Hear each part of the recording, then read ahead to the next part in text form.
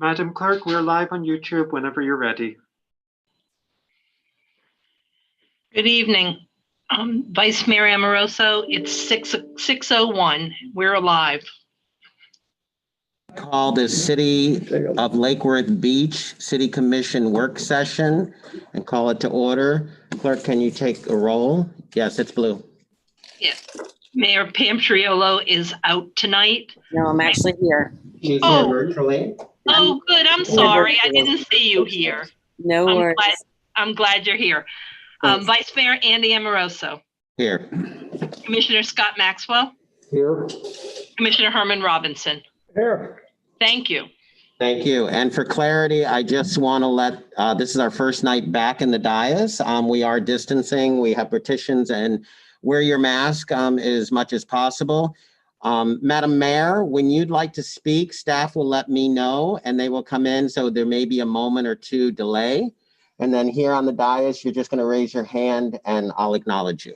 And at this time, I'll turn it over to the city manager to get us started. I just want to actually apologize to everyone if I can just a second. I had some surgery on my shoulder. So I'm here remote from home, but I'm here with you guys, okay? Thank you. I'm going to keep my screen black so I can save you from this lovely photo. Say keep your bandages on too, right? Exactly.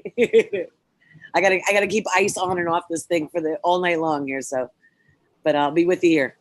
Thank you, Madam Mayor. City Manager, you're going to lead us. Yes, thank you, Vice Mayor, Vice Mayor, Mayor, Commissioners.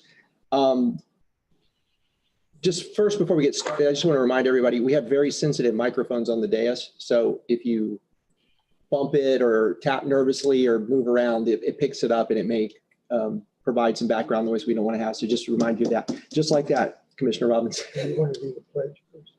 Huh? Do we want to do the pledge first? Oh, did we skip the? I did skip the Yeah, you pledge. did skip the pledge. You want to go back to that, Vice Mayor? We can, and it's Commissioner Herman Robinson. Well, Will you lead us? It's important. It is. I pledge allegiance To the flag of the United States of America and to the republic for which it stands, one nation, under God, indivisible, with liberty and justice for all. Thank you, Commissioner. Thank you. We're still doing the damage. Right, Vice Mayor. So tonight we have a couple of workshops. The first workshop is regarding some very relevant information based on some of the difficult weather we've had, and even more recently in the last couple of weeks, some of the rainfall that could be classified as a very serious, maybe even 100-year storm that occurred within the South Florida region, and it caused a lot of problems and really brought this issue back up to the top of our consciousness in many ways. And we want to talk about the drainage system and the sanitary sewer system. But before we get there, we really wanted to provide some context for this conversation. And I've been working here in local government for over 30 years now. And I remember when we first started talking about the issue of potentially the climate changing or water issues becoming more severe as we move into the future. And it wasn't until probably in the last 10, 20 years, we really started to see a lot of things changing, both in regulations, which we're going to cover some of that tonight with William Waters and Community Sustainability, but also in an understanding that living along the coast in the world, state of Florida, Palm Beach County, city of Lake Worth Beach, it's going to become potentially a much wetter experience. And that's both from groundwater levels, threats from rainfall and the flooding that may occur, as well as, and it's complicated by being with the tides that come and go, some more severe than others based on the phases of the moon, time of year, or storm surge. And all those things really conspire on low-lying areas around bodies of water to be really problematic when it comes to drainage. That gets more complicated because the city of Lake Worth Beach is over 100 years old. And not only is some of our infrastructure old, but also the properties and houses that were built back in the 20s and the 40s and even 60s they weren't built to standards that made their floor levels higher, or they had to retain drainage on their property, and many things that we see now is a requirement when you do development. So what we want to do tonight is really give the mayor, commissioners, and the public a context of what's happening and what the city's been doing, both in the large 20,000 foot level of regional issues, as well as down to our own infrastructure plans. And we've spent a tremendous amount of money and effort over the last 6 and 7 years focusing on infrastructure. It's a very basic thing. There's nothing more basic, though, when you look at people's homes potentially being affected negatively by flooding and water.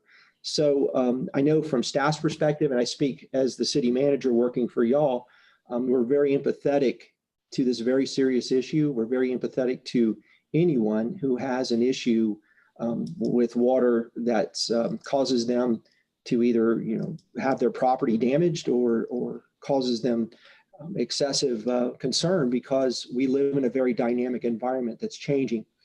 And so what I'd like to do is go into the presentation. We're going to start at the big level and come down. And I'd first like to introduce one of our key staff members, Felipe Lafaso, who is the Assistant Director of Public Services with Jamie Brown as the director, is the key point person for the city. And he serves on the Coastal Resiliency Partnership, which is going to be doing a presentation, and is also a representative on the Southeast Regional Climate Change Compact. And they're looking at this at a more regional basis across several counties.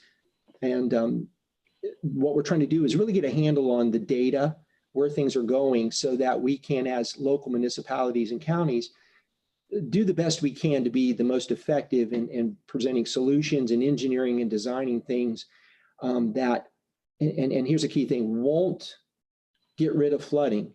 It will reduce the severity and the duration of events because we're so flat and there's such an opportunity for water to come from all directions. We're really designing things to really do that as best we can.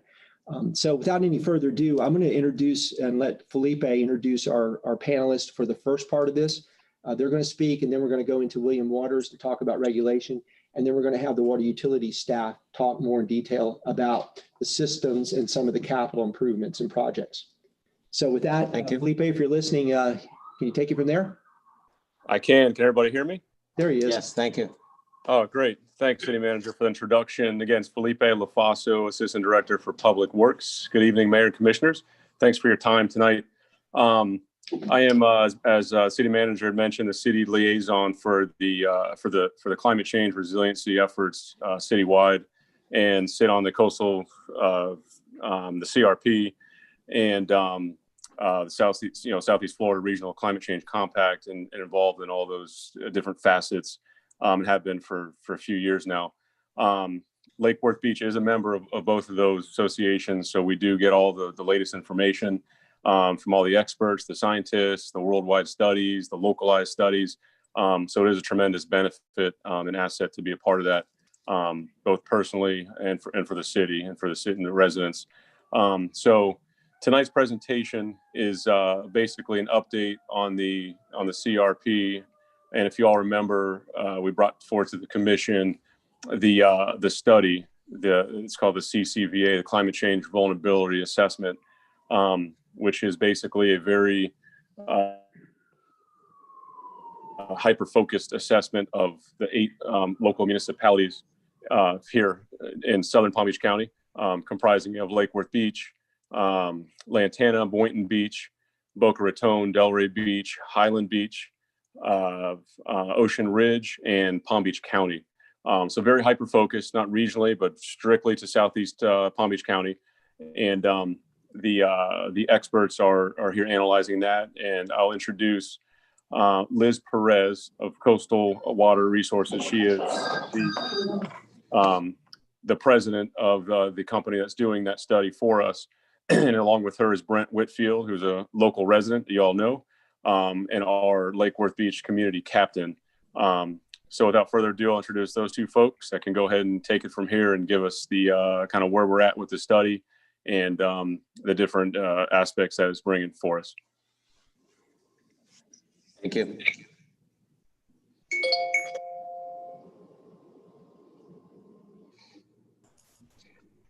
Brent You're muted. you're muted. There you go. It's not an official Zoom meeting until somebody makes that mistake. So I just want to break the ice here. Sorry. So thank you, City Manager, Commissioners. Thank you, Felipe, for the introduction. As Mr. LaFaso described, Liz Perez with Collective Water and myself are here tonight. Just to kind of give you an idea, I think the City Manager gave a good overview of the situation for the city being an older community. Also the region in South Florida and the drainage situation, just having low topography and tides and the coastlines to deal with. It kind of puts all of us in a similar situation. And we saw just a few weekends ago, October 24th and 25th, what that can look like with a heavy rainfall. Liz Perez, she's gonna explain a little more about the team, but basically constructed a team to provide this vulnerability assessment. And I'm gonna go ahead and get a presentation started here about it. But as Felipe described, the project is basically a consortium of several communities. You guys can see the screen here? Yes. Okay, so it's a consortium of several communities from Lake Worth down to Boca, basically southeast Palm Beach County. And Collective Water with Liz at the head has kind of built a team that really focuses on modeling, data analysis, risk and vulnerability assessment, public outreach. There's going to be a tool that will describe that's kind of a final deliverable. And there's also some engineering elements.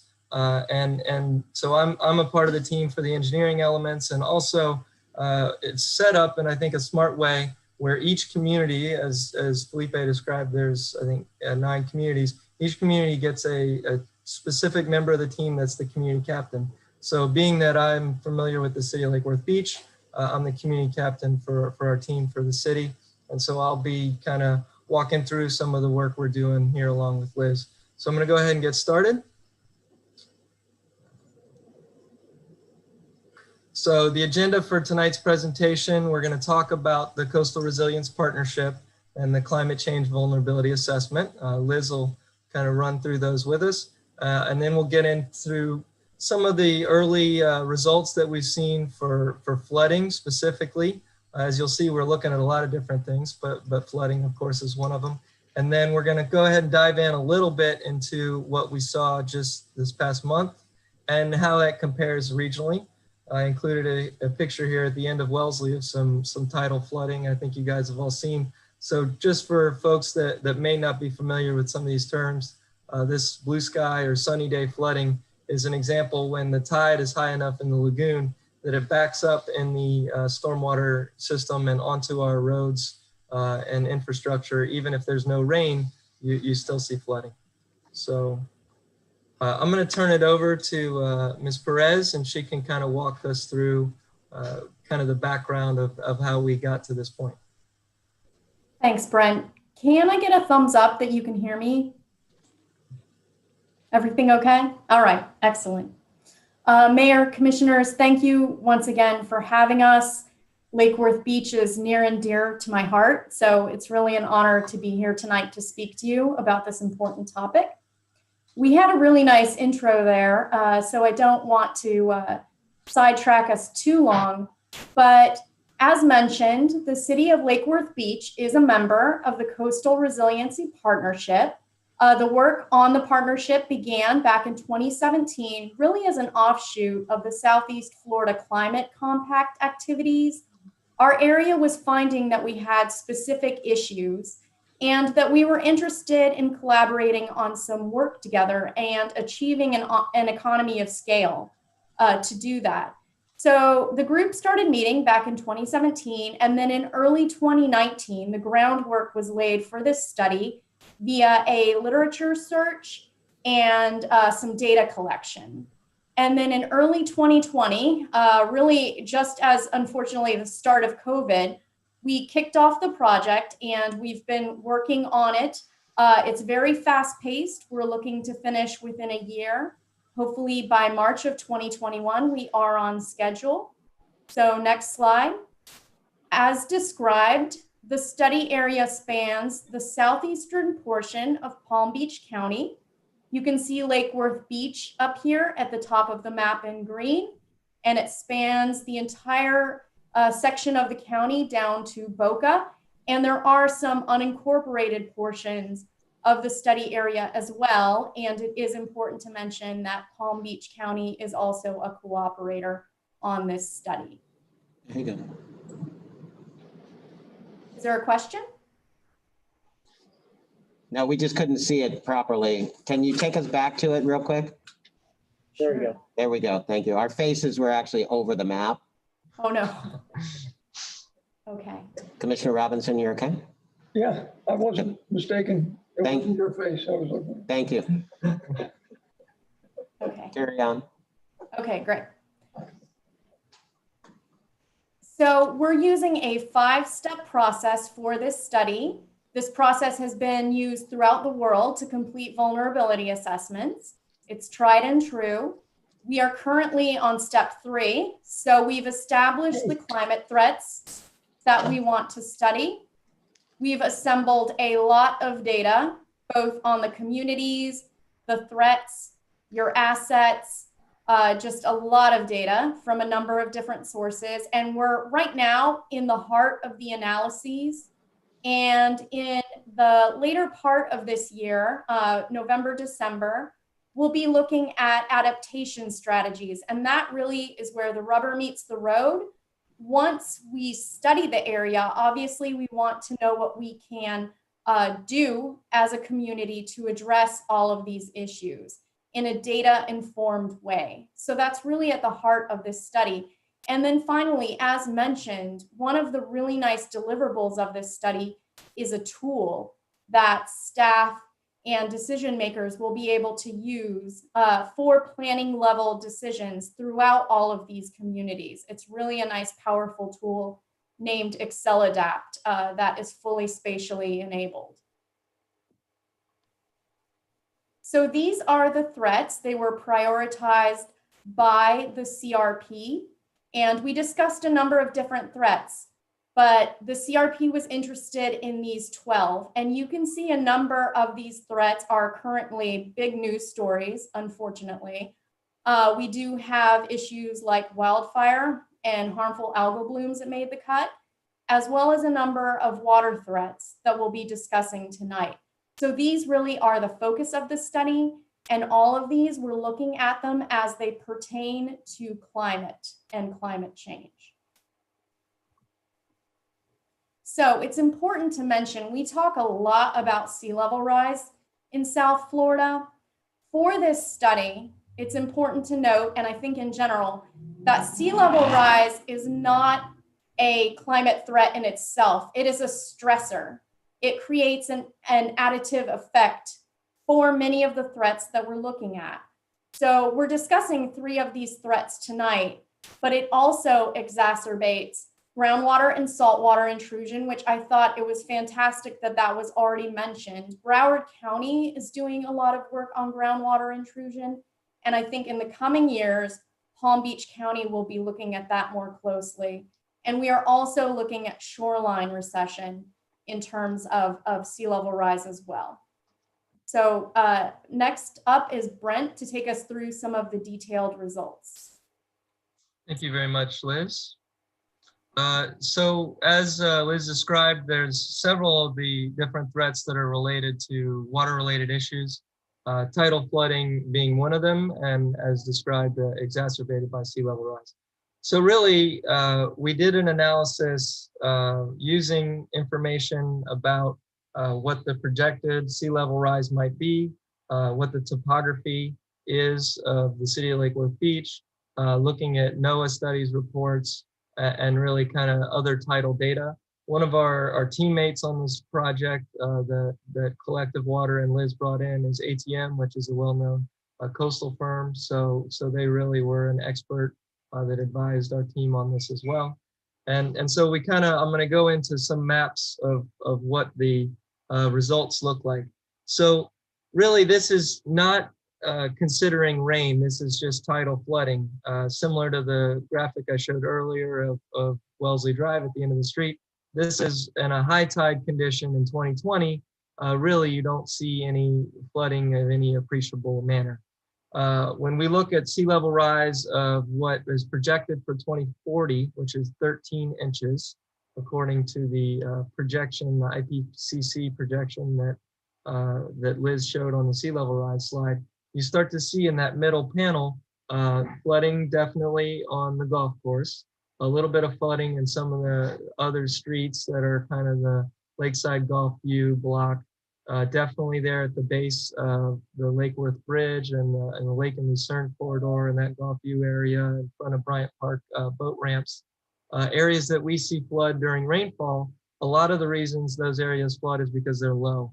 And when you have a low area topographically that's connected directly to the lagoon, you're going to see conditions when a high tide will back up and just flood the street, even on a sunny day with no rain.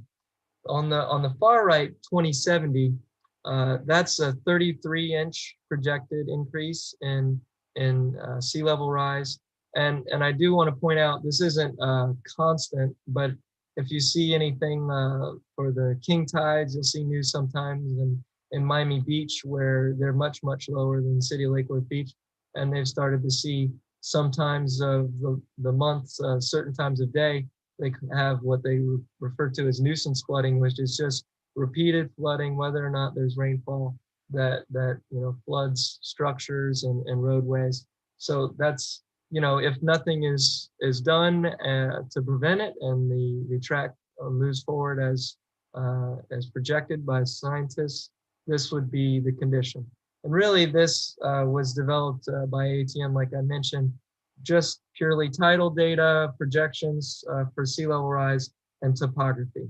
But one of the things that I want to kind of hit on, and we're going to talk about as we go, this looks, frightening, I would say, but in a way, it looks no different than what you see throughout the South Florida region. It's something you see in a lot of communities is a very similar situation on any properties that front a coastline. So also want to talk about storm surge, which is something you see related to a storm like a hurricane. This is something we're always worried about and get projections from when a hurricane's headed our way. So this is a little more complex with respect to the analysis. So we're looking at FEMA data, firm data, which is the insurance rate map data. We're looking at wave projections. So you can see this AdCirc wave projections. Those are some model results. We're really compiling information that had been analyzed before when we're doing that. The scope of the CCBA was not to generate new models, but we're using that information, updating the topography, and making those projections. So I want to go ahead and show you those, which are definitely more dramatic. So this is kind of a worst case storm surge in 2020. This is what it would look like based on FEMA data, the topography, and mapping. So you're seeing, significant flooding of properties that are east of Lakeside and maybe even going farther west than that. And that's something to consider.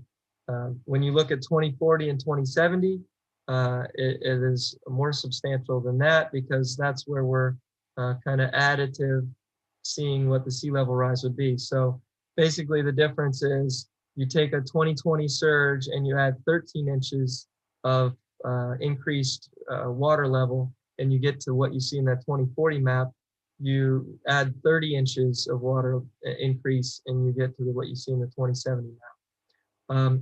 Now something I want to point out, something that myself and Mr. LaFaso have been talking about, along with Liz Perez with Collective Water, of course, is the county.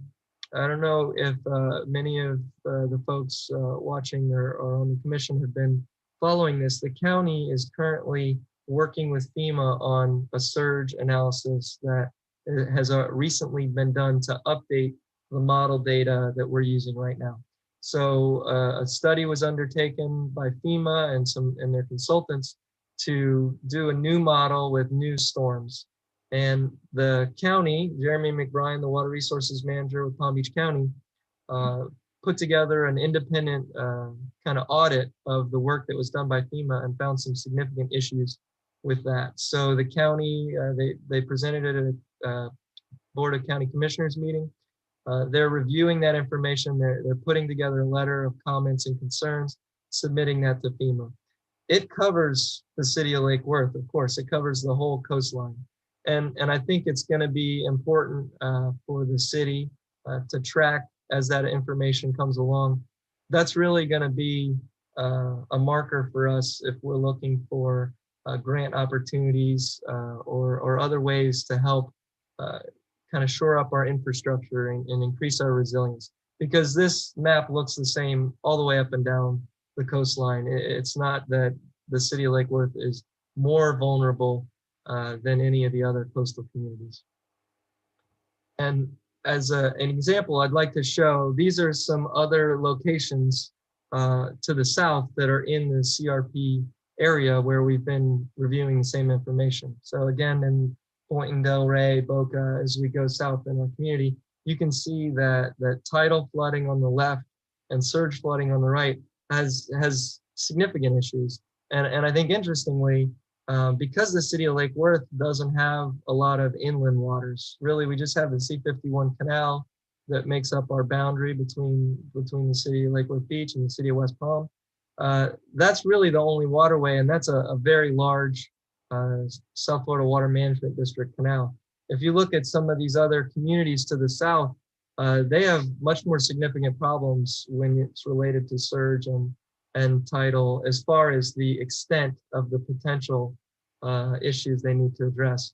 So it's really a regional problem and something that we need to keep tabs on and really work with the other communities to address. And that's one nice thing. Felipe is making sure that the city is tied in with all of the communities that are in the CRP. So we're already working as a group with some of the other affected folks. Lastly, I want to get into rainfall induced flooding. And this picture is from, I think it's 18th Avenue South at the southern end of the city, and from just a few weekends ago, October 24th, 25th. And you can see, that is not a pretty picture. The road is, the curb, everything's completely underwater. This is a rainfall induced flooding situation, exacerbated by the fact that this is one of the lowest points in the city. And it's, just a few hundred feet off of Lake Worth Lagoon. Some of the reasons that you'll see issues with rainfall induced flooding are the impervious area. So, obviously a parking lot is going to have more runoff than a grass area. Aging infrastructure, as the city manager described, Lake Worth has a lot of older infrastructure that wasn't necessarily sized to handle the types of flows that maybe are seen right now, and also infrastructure that is aging in a way that maybe it doesn't have the same capacity that it was originally designed to.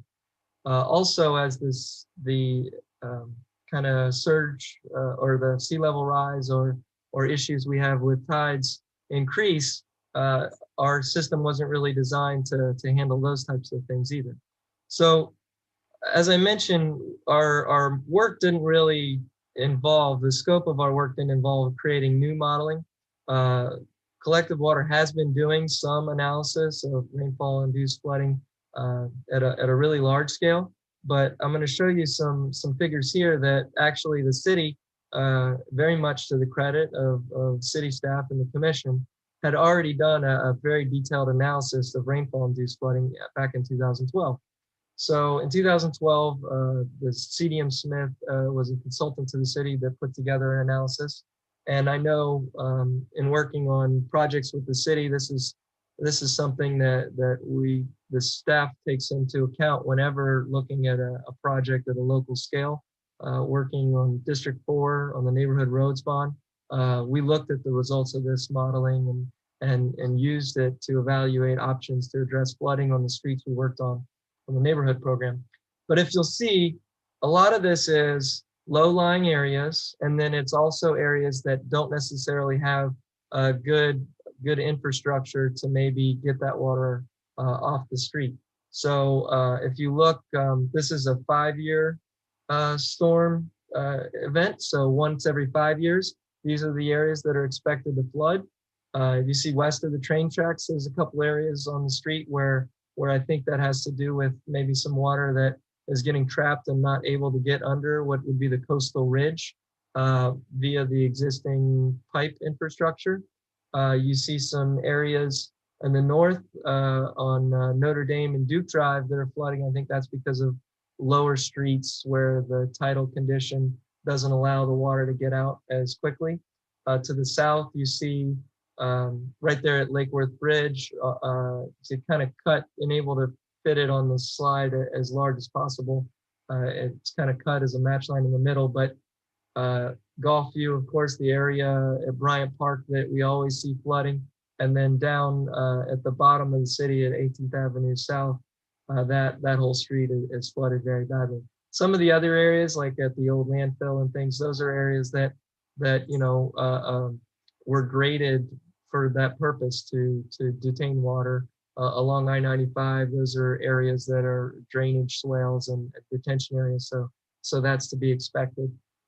So it's really a combination of infrastructure and rainfall that causes it. If we flip through, as you get to the 10-year rainfall, you see the same kind of locations, but exacerbated.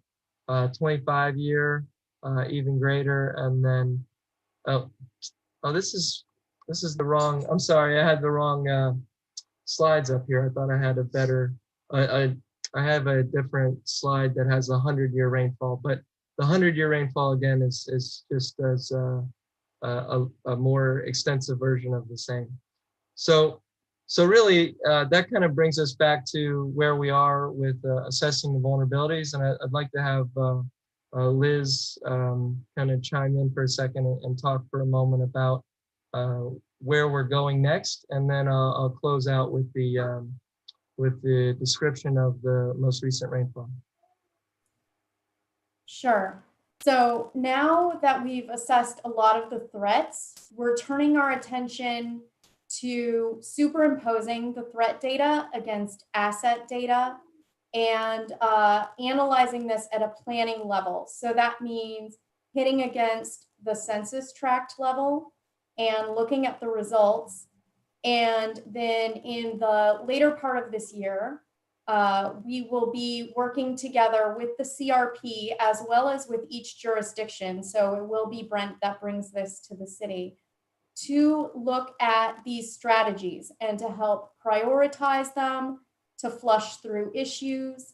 And when I speak of strategies, we're talking about everything from infrastructure, both green and gray.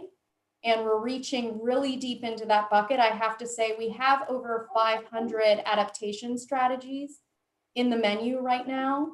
And we are also looking at policy changes. We have Aaron Deedy on the team, who is an attorney and an expert in different issues related to climate change and comprehensive planning. So we are really looking at a wide range of potential strategies. And then finally, when we come back in the new year, we will be rolling out the final plan as well as the interactive tool named Excel Adapt. And that will be available for staff on an ongoing basis to further use the data, to do other analyses, and to continue the process of adapting, because we really believe that this is an ongoing issue. This will not just be one vulnerability assessment. You know, resilience is really a journey. We're all on it together. And I think today, hopefully Brent showed you that you're going to see results for a number of different threats, but actually, interestingly, working on the CRP, we've seen sort of the relative intensity of the different threats throughout the area. I want to compliment you on having a detailed stormwater master plan. The city of Lake Worth Beach was the only jurisdiction in the entire CRP that actually had a stormwater master plan that covered the entire city. So that's excellent information. And so I just want to compliment you and thank you and encourage you as you continue this journey. Liz, we have a couple more slides on the assets. And Sure. So these are the assets that we're looking at. We're looking at different types. We're also looking at the impact on different populations and social vulnerability. We are also looking at cultural resources, which I think is important for several of the jurisdictions. They have significant historic properties. Next slide. And so as mentioned, we're looking at strategies. And then on the right, you can see here, this is how a lot of the information will be digested and how staff will be able to interact with the information in Excel Adapt. It's spatial and it's a very visual type of interaction. And so that's an interesting deliverable from the study. thank you, Liz. Now I'd like to talk a little bit about what we saw just this a couple weekends ago. Here on the right, you can see the base of Lake Worth Bridge and the kind of flooding we saw on either Saturday or Sunday. I'm not sure which day this picture was taken, but one of the things I want to point out is really the time of year is a big part of the issue. So as you can see in this, we got this straight from NOAA.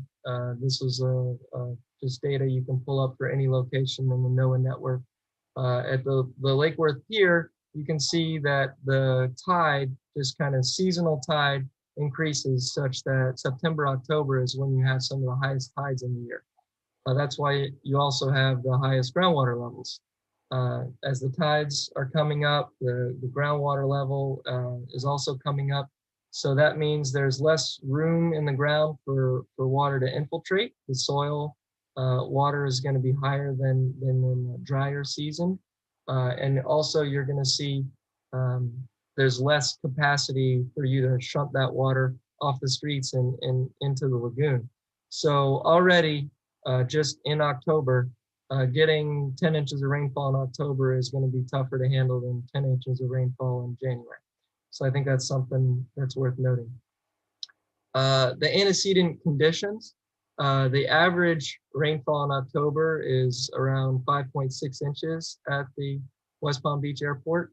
And the October that we just had, I remember commenting to several people, it felt like I lived in Seattle, not South Florida, because we were just getting a ton of rain this past month. So again, what that really does is it just saturates the soil.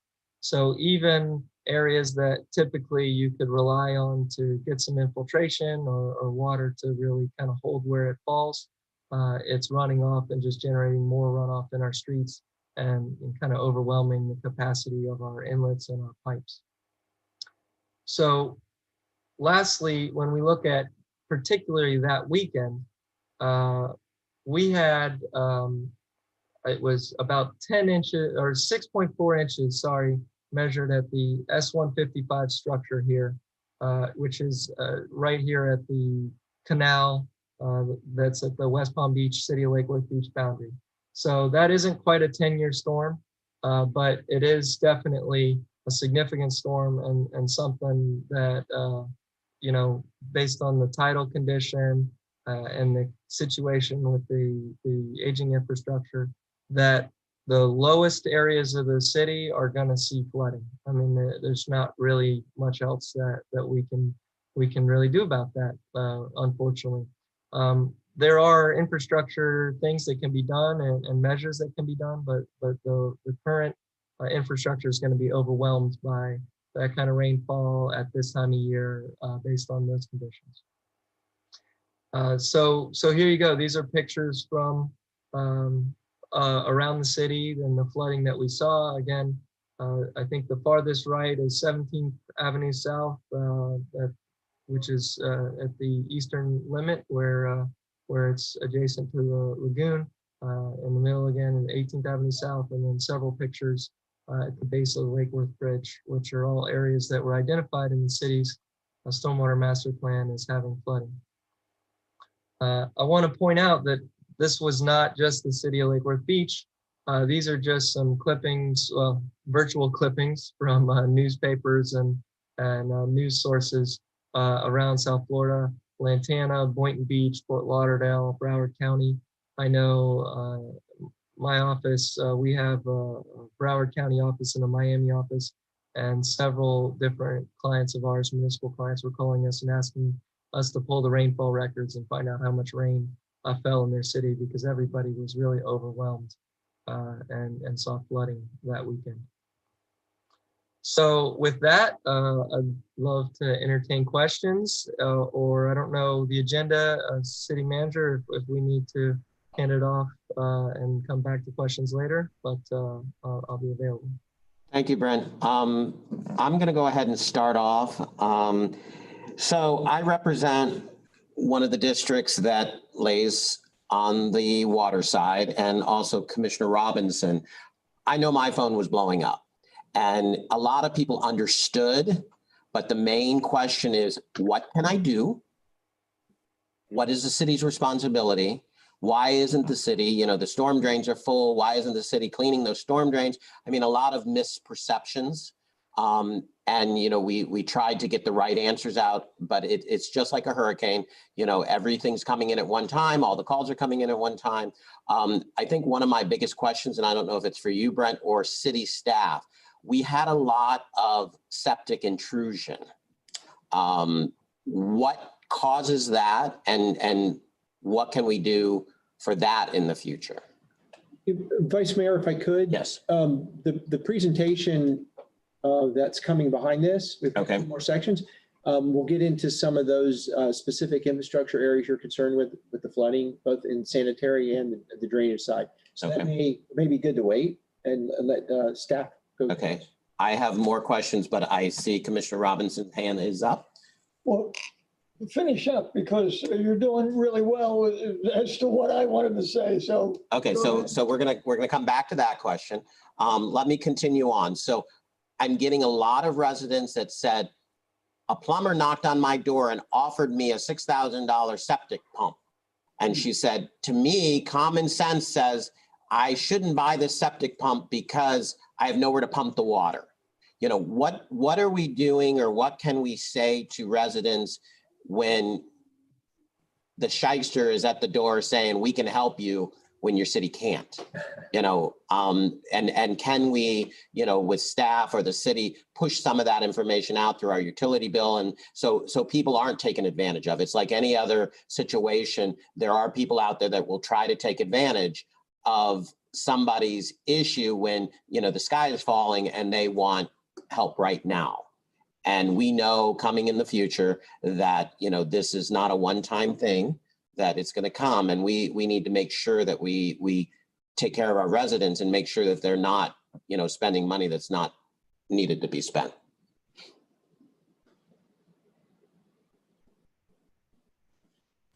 Anyone?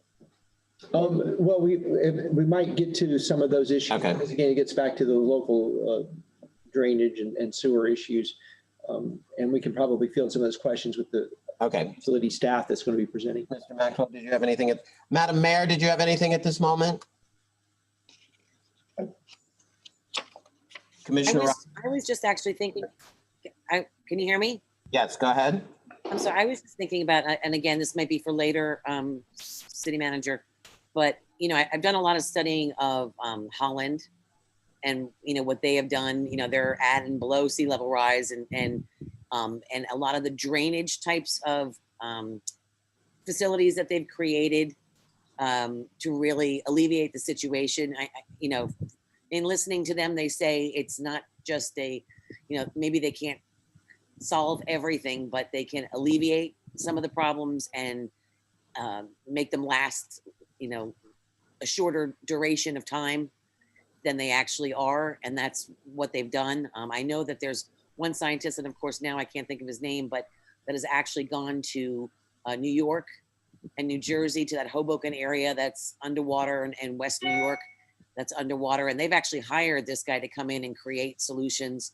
We're one of the cities that are fortunate enough to have a lot of land Bryant Park and the golf course and whatnot, we probably have, I would think, a more advantageous situation than other cities because their houses are built right up to the coastlines. And yes, we have some that are, but because we have that land, I would think that we would have the ability to create some solutions and drainage and retention areas that would really alleviate some of this. Is that true? Or am I wishing on a star here? I read a lot, so I know that can be dangerous. City Manager, I'd love to respond if I could to kind of chime in there. So Mayor, I think you raised some excellent points. I've actually been to the Netherlands and toured a lot of those facilities. It's pretty incredible. Really, I will say one of the starting points they have is an existential threat. Without an incredible amount of infrastructure investment, their country would barely exist. So they have museums that they take their children to all the way in elementary school, explaining how important flood protection is, which is kind of a fascinating thing. But the geology of South Florida is very different from Holland. And one of the things actually that wasn't included in the presentation, but a picture that Mr. LaFaso shared with me exemplifies it. On 18th Avenue South, there was actually water that was seeping out of the sod and running over the sidewalk and into the gutter. And what you see there is the groundwater table, because of the increased tide and the high amount of rainfall, has gotten higher than the ground level. It's not going to come up through the pavement, but it is coming up through the grass of people's yards on the very lowest places and coming out and running out into the street. So even if we built a seawall, that particular type of issue, like Holland is got these seawalls, we would have to still install pumps that did like a groundwater management on this side, on the upland side of the wall, to keep that water down. So it's really it's a big infrastructure thing to do the thing that they have done. And I'm not ruling out that when you look at that 2070 map, that it might be something that ends up happening in South Florida. I do not imagine that that is going to be something that individual municipalities should be taking on. In my opinion, that's something that you're going to see county, state, and federal governments working together on, because it's too big of a financial burden, that kind of infrastructure that would be required. I know right now the South Florida Water Management District is doing something where they're going basin by basin, doing what they call a flood protection level of service, to do just that, figure out what does the state need to do to be ready to build that infrastructure, to put up the money in a long-term capital plan so that they can prepare for 30 inches of sea level rise. But at the local level, I know I worked with, Mr. LaFaso, Ms. Parham. I see both of them are on the call, Mr. Brown, on the project, the Neighborhood Road Program. So that project, as you guys all know, was focused on fixing potholes, fixing roads, everything like that. While we were tearing those roads up, the ones that were identified as roadway issues, we were addressing flooding as well, where it made sense. And so in District 4, I think it was just north of 15th Avenue South, that was Lakeside Palms Court or something. There was an area that flooded every time. That was addressed with some improvements in infrastructure. I know because I got an email sent to me by a resident thanking myself, which I forwarded on to the city, saying that we solved their flooding problem. I can't say that that's something you always see. So it was really nice to see the resident reaching out to us and letting us know that we had fixed it, that the rain was no longer flooding. And if you look at 17th Avenue South, it's still a low area, but the configuration of that particular location was such that the flooding was really happening when there was a rainfall, because debris was clogging up the inlets, and you were getting backflow from the tide. So the city invested in a tidal flap gate that is something that is a European product that is installed in the pipe and is such that when the water level rises in the Lake Worth Lagoon and tries to back up into the street, the flap inside the pipe closes and prevents it, so that basically only water can go out to the lagoon, can't come back up into the street. So it was constructed in a way that really knocked down two of the biggest pieces of the problem for flooding on that street. And actually the picture that was in the presentation here, considering how large that rainfall was, the flooding on that street was not nearly as bad as it used to be. And so I think just putting a plug in for city staff, as they have gotten to those streets, they've chipped away at those problems. They've invested in things like this flap gate that is a European product, and are really pulling from other places when we're looking to address the issues. But sometimes, like what happens at at Bryant Park at the boat ramp there, that's going to be a pretty it may be not the hugest investment to solve that specific problem, but there's going to be some pretty big infrastructure that needs to go along. And so it's going to be a bigger picture, as Liz described. Resilience is a journey. So it's really something that, you know, every year you kind of have to look at where do you want to invest to strengthen yourself. And a study like this helps you see where your vulnerabilities are and how you can prevent them. And Brent, let me ask you, you mentioned roads. When the water intrusion sits on these roads that may or may not have an issue, do we need to start looking at that and having a plan for long-term on these roads that are, you know, being flooded on a regular basis? Thank you, Commissioner Amoroso. That's a very good question. I know that the frequency of flooding that you see right now, I don't think is something that is an issue for road base.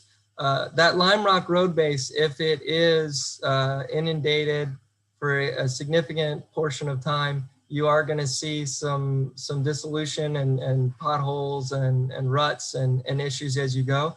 I don't think the city's in a position right now where you have to take more extensive measures. There are options that I've seen. I know we had a project in the town of Palm Beach on Worth Avenue, which is in that 400 block, which is very low, where we did 8 inches of asphalt base instead of lime rock because of the particularly high water, where, you know, a drain on that street is really just full of lagoon water. The only way they address it in the town is by piping it to a pump station and using that really thick asphalt base.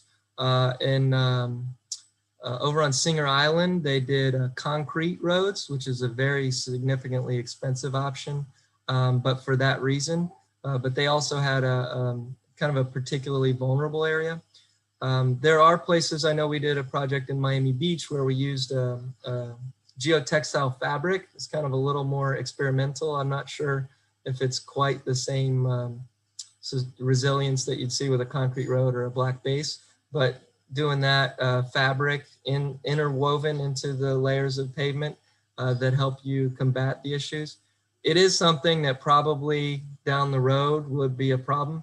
But when we look at, you know, 2040, 2070, the lifespan of the road, I mean, 50 years out, we'll be looking at, we can pick and choose as part of the maintenance program how that's applied. So I think the city's wisely spending money to not, any of these things, it's about adaptation. You don't want to waste money today on something that the problem won't show up until you've outlived the cost of the lifespan of the infrastructure.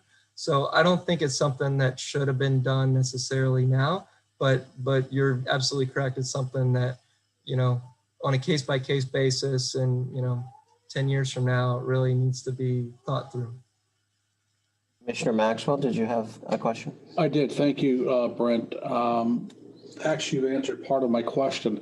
As we move forward, you're going to moving to step 4, which is your adaptation strategies. When do you think you're going to be able to present us a suite, if you will, of, you know, options? So I'm going to be completely transparent and let you know that Liz is the boss on this. And so she's going to answer the question. She tells me when to prepare the strategies, and I just jump to and make sure they're in her inbox in time. So Liz, when will we be ready with that info? March. So we actually will start talking about those strategies with staff as early as mid-November, just kind of vetting them. There's some prioritization exercises that will take place in November, December. And then I imagine that we're going to be presenting these to you in the January, February timeframe. But most definitely by March, the project will be completed around that time. And with these recommendations or strategies, will there be some sort of an overlay, maybe a potential cost? Yes, so I'll go ahead and chime in. That's one of the reasons our team, as I described, we've got folks that specialize in risk assessment. I'm one of the members of the team that's really on the engineering side, the nuts and bolts and concrete. And so we'll be preparing really conceptual level cost estimates for what those types of projects will entail. So yeah, planning level, which I think is appropriate at this point. And you really kind of want to look at it. One of the kind of buzz phrases they'll use is an adaptation pathway. So you may want to say, let's set ourselves up for a situation where we do a pump station down the road, but for right now, we just have a larger drainage pipe. So we might install a catch basin or an inlet that'll catch the water and have a large enough pipe to take it out to the lagoon, but have it built in such a way or have an easement in there so that if 25 years later we need to flip it for a pump station, we're able to do that and not waste the money that you spent in the first cycle. So you kind of are working your way there.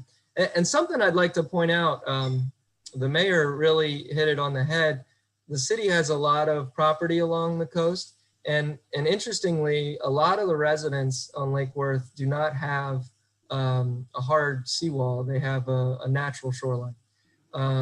What I've seen, I don't know if you guys have noticed this, some of the newer homes along, on Palm Beach, along Flagler Drive in West Palm, coastal homes, the first thing they'll do, I know it's here on Notre Dame, I've seen a couple too, is they'll extend the height of their seawall along the coastline and bring in a lot of fill and build their home up at a higher level. So I think it's possible that 25, 30 years from now, what you'll see is a lot of the folks that have natural shorelines want to come in and put a seawall just to keep the high tides from getting too far into their backyards. Now might be a time for the city to consider, what do we want to look at from a building code perspective? Do we want to maybe set a policy for what we think the minimum sea level or seawall crest should be? I know in the city of Fort Lauderdale, where every house in Rio Vista is got a seawall in the backyard, they've changed their codes and forced anybody that's doing any work on their house or seawall is going to have to raise their seawall to a minimum elevation. The same's happening in Miami Beach. In kind of a nice way, if it's a policy change that the city makes now, residents aren't going to deal with it for a little while. Then when they finally need to put that expense on their own, it's set in the building code, and the seawalls, as they may come in over time, are built to the level where we might want to see them all the way up into that 2070 sea level rise range. So it's something really, I think it's a discussion ongoing for the commission. Some of these are policy decisions, but there are some unique opportunities. Bryant Park and the golf course could be areas that allow the city to put some storage areas or areas that can really help the residents and help the city from flooding.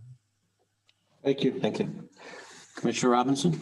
Yeah, you mentioned, first of all, I want to thank staff and city manager for bringing these guys together.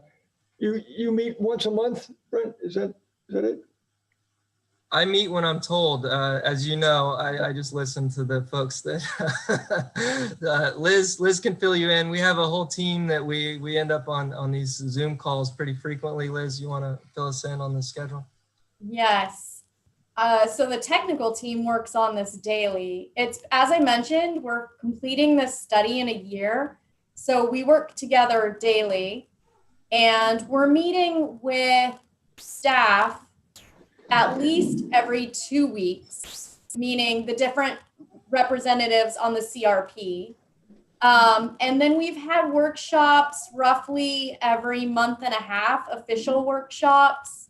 And then there's a scattering of other meetings. There's also, we didn't talk a lot about it, but there's an outreach arm of this, led by Brazaga, Alec Bogdanoff. And so there's a lot of moving pieces there to educate the public on this study, and a number of workshops that are also underway as the results become available, and some ways to kind of educate the public as well. So I will say it's very intense. We're working on it daily, really. Yeah, if I could add to that. So it reminded me of something talking about the public outreach. There's a survey that I think is an online survey that we're ready to share, that can be sent out, and folks can kind of fill in the information. That way we can collect resident input, and that's definitely part of the process. And the workshops, as Liz described, those are in the format where we have a formal PowerPoint presentation, and we have, maybe a particular deliverable that we focus on. And that's where the whole team and all the communities are together. The next tier down, those other meetings will usually be Liz and maybe a few other key technical staff, and then the community captain. So for Lake Worth, that would be myself, and then the staff for that community. So Felipe and whomever else from city staff might attend that particular meeting. So it kind of breaks down the audience and the style of the meetings dependent. So every 6 weeks or so, we have kind of a formal group meeting of all of the communities, and then all the other ones are kind of intermittent in between as needed. So strategies you're talking about, could you mention the first 5? There we go. Now say it's No, I had 7 meetings. Good. So remember, blue, you talk. Oh, You're good, you're good. it was blue. And did Brent hear me? So No. I'm sorry, Commissioner Robinson, it kind of was breaking up.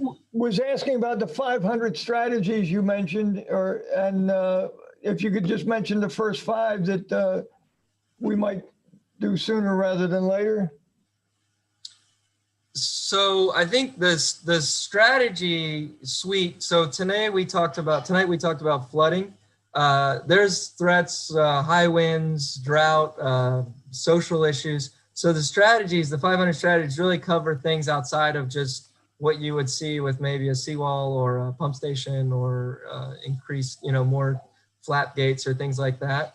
I don't think we've narrowed in yet. Right now we're at the point where we have assessed the threats. I don't think we've narrowed in on a top 5 kind of best case strategies.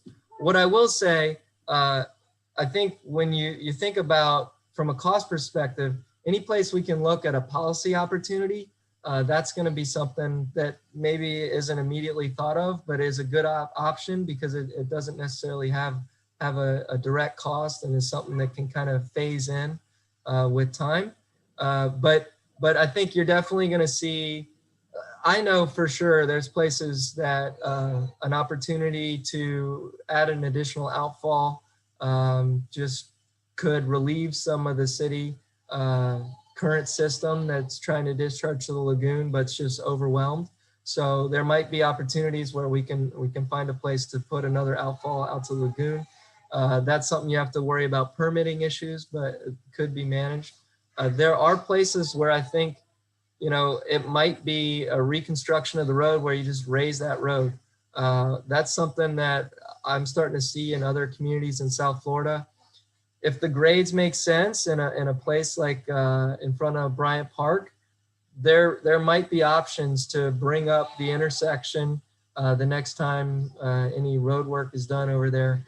You raise the intersection, you're really going to address that issue, I think, because it's really just topography that's causing that. When you look at a place like 18th Avenue South, that's a tricky one. It might be a pump station.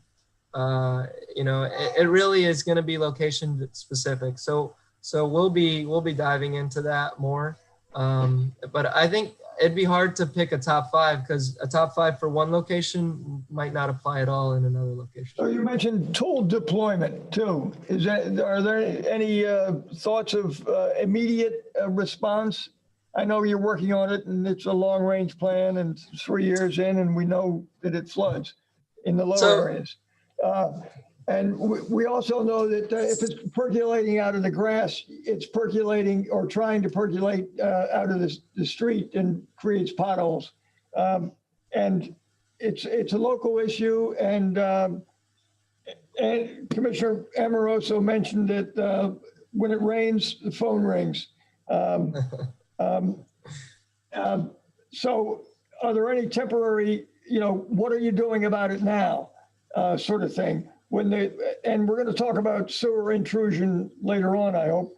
But Yes. is insurance, any insurance conversation going on anywhere to recognize that the cost is ongoing and never mind the raising of a seawall, but we're asking an awful lot for a very few. Is there any part of this study or that's going to address the insurance costs? Would that be addressed in the next conversation in the FEMA and the flood maps?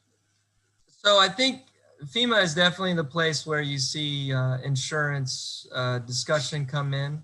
I think, first of all, one of the things that the city participates in and staff, I know Felipe and Jamie are active in this community rating system, which is a program from the National Flood Insurance Program that each community kind of abides to the recommended rules. And they have a suite of options and you kind of pick the ones that make sense for your community and things like performing a stormwater master plan help get you more credit. So the more credits you have, it improves your score in the community rating system. And the better score you have, the lower the rates for the National Flood Insurance Program. So as the city improves its kind of adherence to the recommendations from FEMA and the flood insurance program, the National Flood Insurance Program, the rates for residents decrease as a percentage. So it goes down, I think it's 5% for each improvement incrementally. So that's something that the city's already doing. But in the larger scale, I've always heard, and when you get in some of these rooms, you'll get in and you're talking about kind of big picture, where does this all go? Like the climate compact that was referred to by Liz, where you've got, Miami-Dade, Monroe, and folks that are really facing a very difficult situation in the Keys and things like that. The cost of insurance and the idea that it may not be possible to get a mortgage or something like that from a bank because the sea level rise is such a concern is something that doesn't seem that far down the road for more vulnerable communities. I don't think that's something the city of Lake Worth is going to have to face in the near future at all. But it is something we might see in Monroe and Miami-Dade and start to think about. And that's really why I say it's a county, state, and federal thing, because when that starts hitting the table, you're talking about trillions of dollars of property in the state of Florida that everyone's going to be interested in protecting. So I'm interested in the local approach, and when they ask, what are you doing about the street flooding? What are you supposed to say? We're studying it, and it's a long-range plan. Well, no, I'll say right now, every time the city goes out to address any local issue with a curb inlet or a road or a sidewalk, they try to package in an improvement where it makes sense. I know I've seen the city staff do that. About an immediate pump, NASCAR has its jet dryers.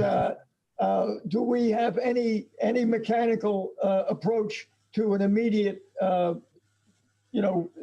weekend situation? I think, Brent, just not to interrupt, but No, it's fine. I think when we get to the portion with the water utilities presentation, you'll start Okay. to see a list of items that we're working with. I thought Brent had all the answers. He does have all the answers because he's Before we move on, Madam Mayor, did you have a question? I just wanted to ask one thing. I know in working with the TPA, formerly MPO, we had done a project once. We had gone down, it was sort of a field trip for us, utilizing different forms of transportation throughout the county.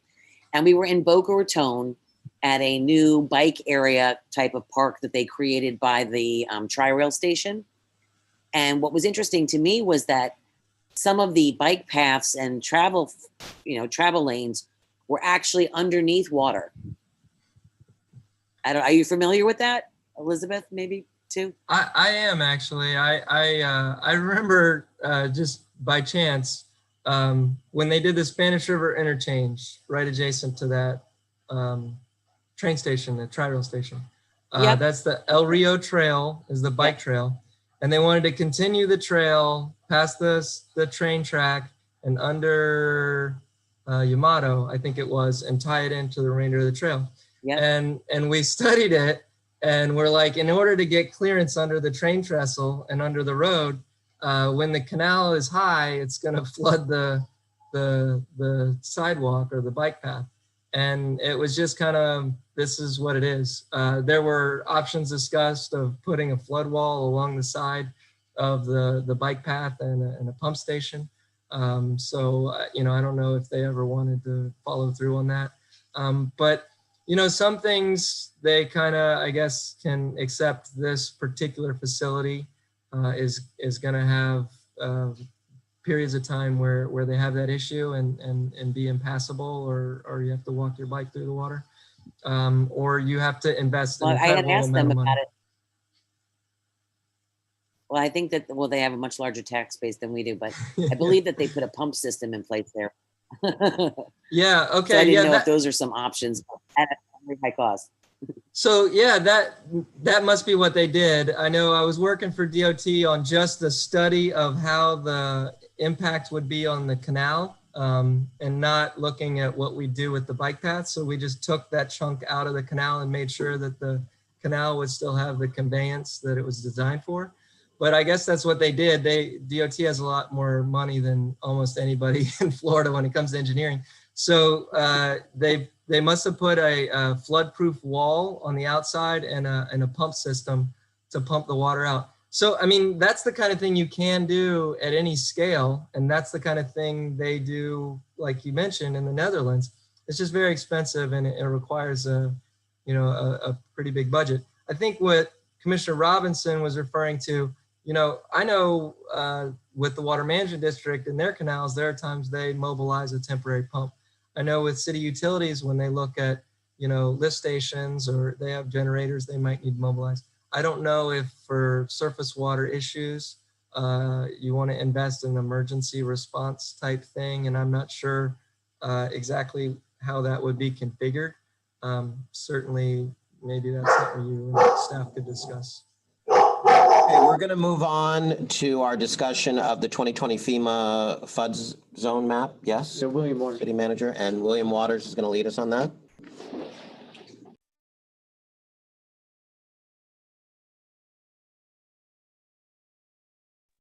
Thank you, Brent. I took it back.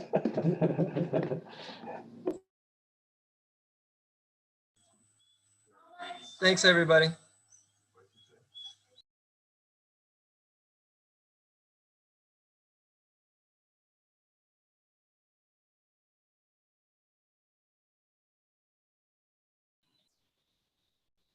He's having troubles. Is William having trouble? He's having a microphone issue. We'll give William a moment. He's having technical difficulties. You can hear me now? Yes, we can. Okay. Community Sustainability Director, William Waters. There is a slide presentation that needs to be pulled up from the commission drive, if they will, please.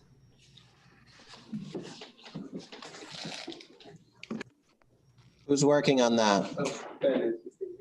Yeah, Thank you.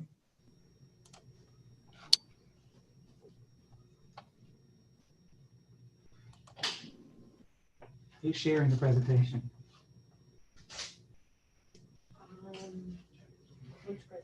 The presentation that I put on the commission drive. I don't have it, but I can pull it up later.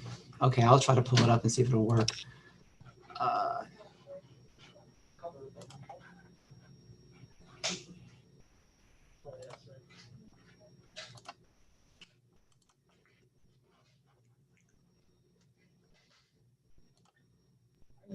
Okay, we got it. Are you able to see that now? We can. Thank you. Okay. Let me go back a couple of slides in.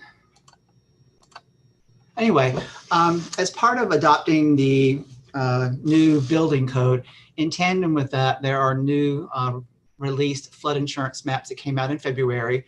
We've been reviewing those, and they do have an impact on the overall future construction and substantial rehabilitation of properties in the city. Most of the impact is actually east of Federal Highway. And so we're going to go over really quickly some of those impacts. They'll be released in February, and they're based on more current information than the last series of maps, which were released in 2016. What you'll see in the maps coming up is that the 100-year flood zone and the 500-year flood zone have both moved quite a distance to the west. What is surprising is that areas that were flood prone west of 95 are no longer flood prone. And I don't have an explanation of how that came to be. The properties that are most impacted by the changes are properties east of Federal Highway, especially along Lakeside Drive, Golf View, and Palmway. This is a comparison of the north maps of the city. The right-hand side, left-hand side for you is the 2016 map, and the new map, which is going to be going into effect at the end of this year, is on the right. What you'll notice, I don't know whether you can see my cursor or not, the brown area is getting much bigger than what it was, and that is the 500-year flood zone. And then the other area along here is the 100-year flood zone. The elevations that you have to build to are also going up anywhere from 1 to 3 feet over what is currently required. The building code has also incorporated something that the Lake Worth Beach administrative amendments already had, was a 1-foot freeboard. So if the elevation of a building has to be at 9 per FEMA, then the new building or substantial rehab of a building for the city would actually be at 10.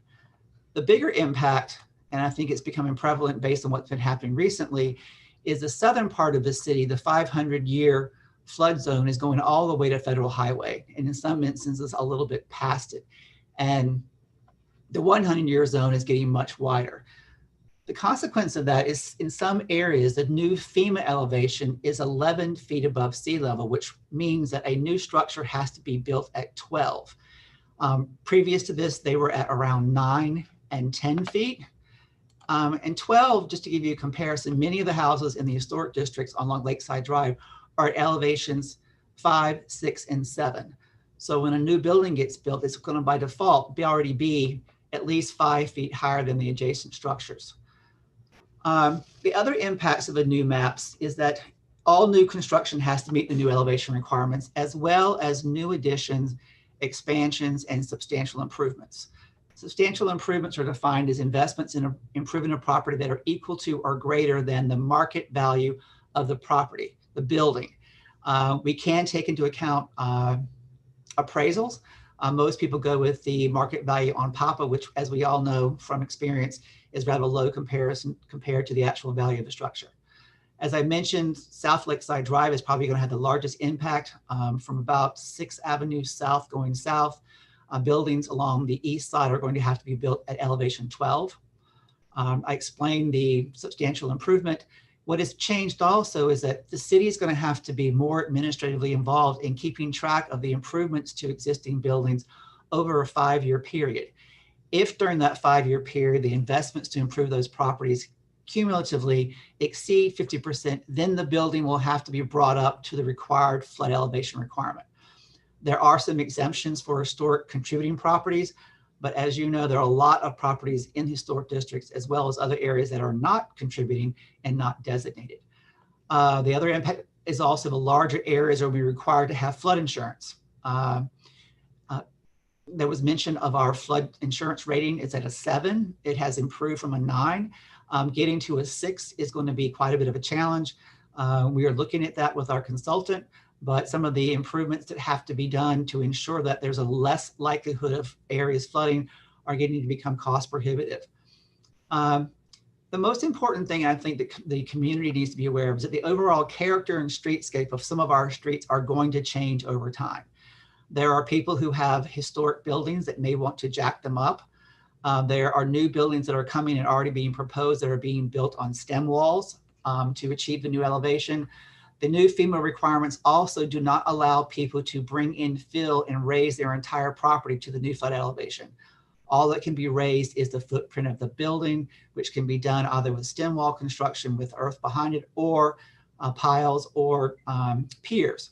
So over time, the buildings are going to get higher. We've already adjusted the definition of building height in the city's land development regulations to account for this.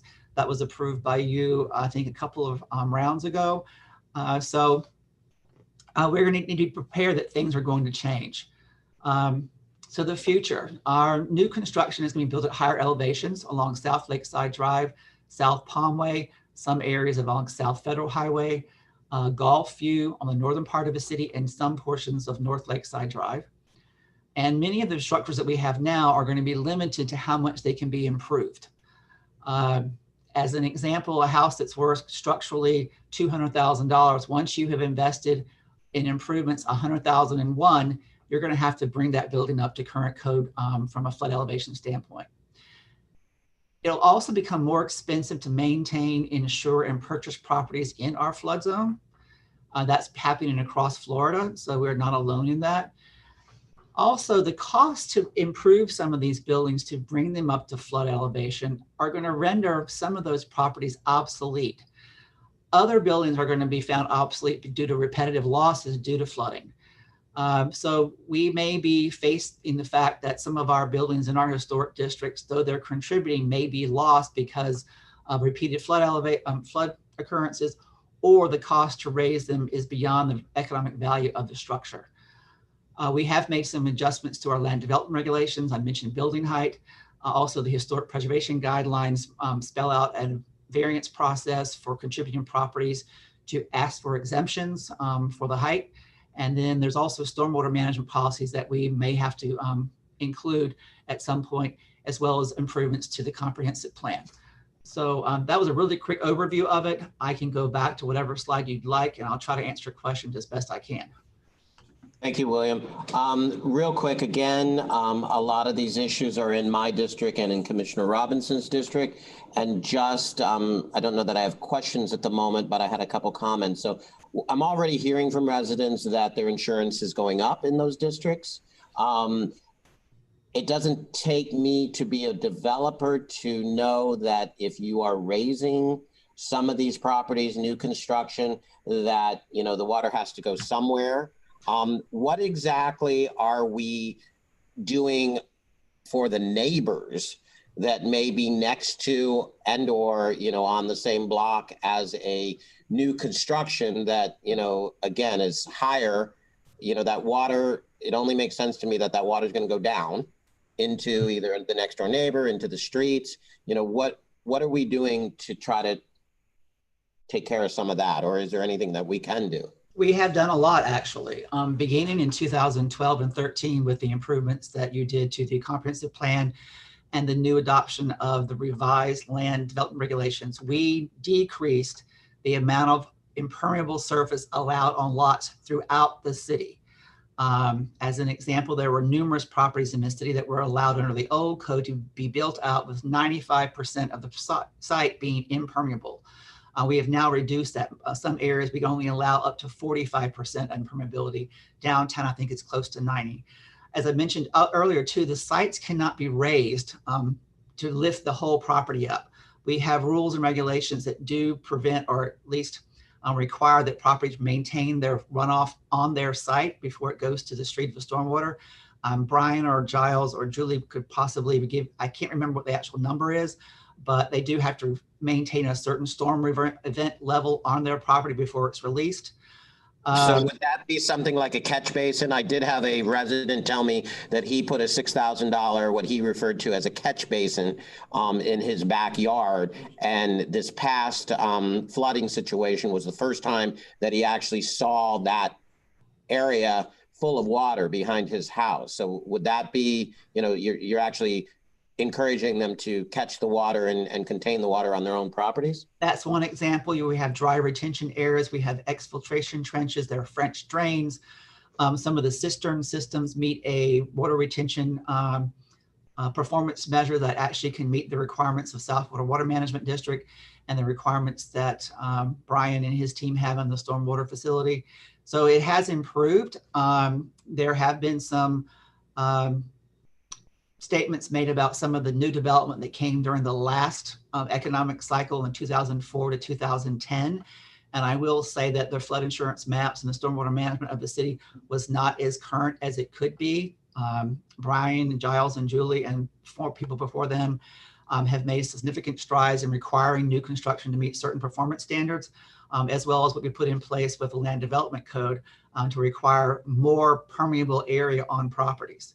So in that sense, we have made a significant number of improvements, but as was mentioned earlier, we're having storm events that usually only occur once 100 years, but are happening twice in the same week. Thank you. And you heard me say something about people knocking on doors, trying to sell them some kind of a pumping system. That is not recommended, correct? No, I'd not. That's the first I've heard of that. And like you mentioned a little bit earlier in the meeting, I don't know where they think they're going to pump this water. Correct. They would have to get permits to do that, wouldn't they, William?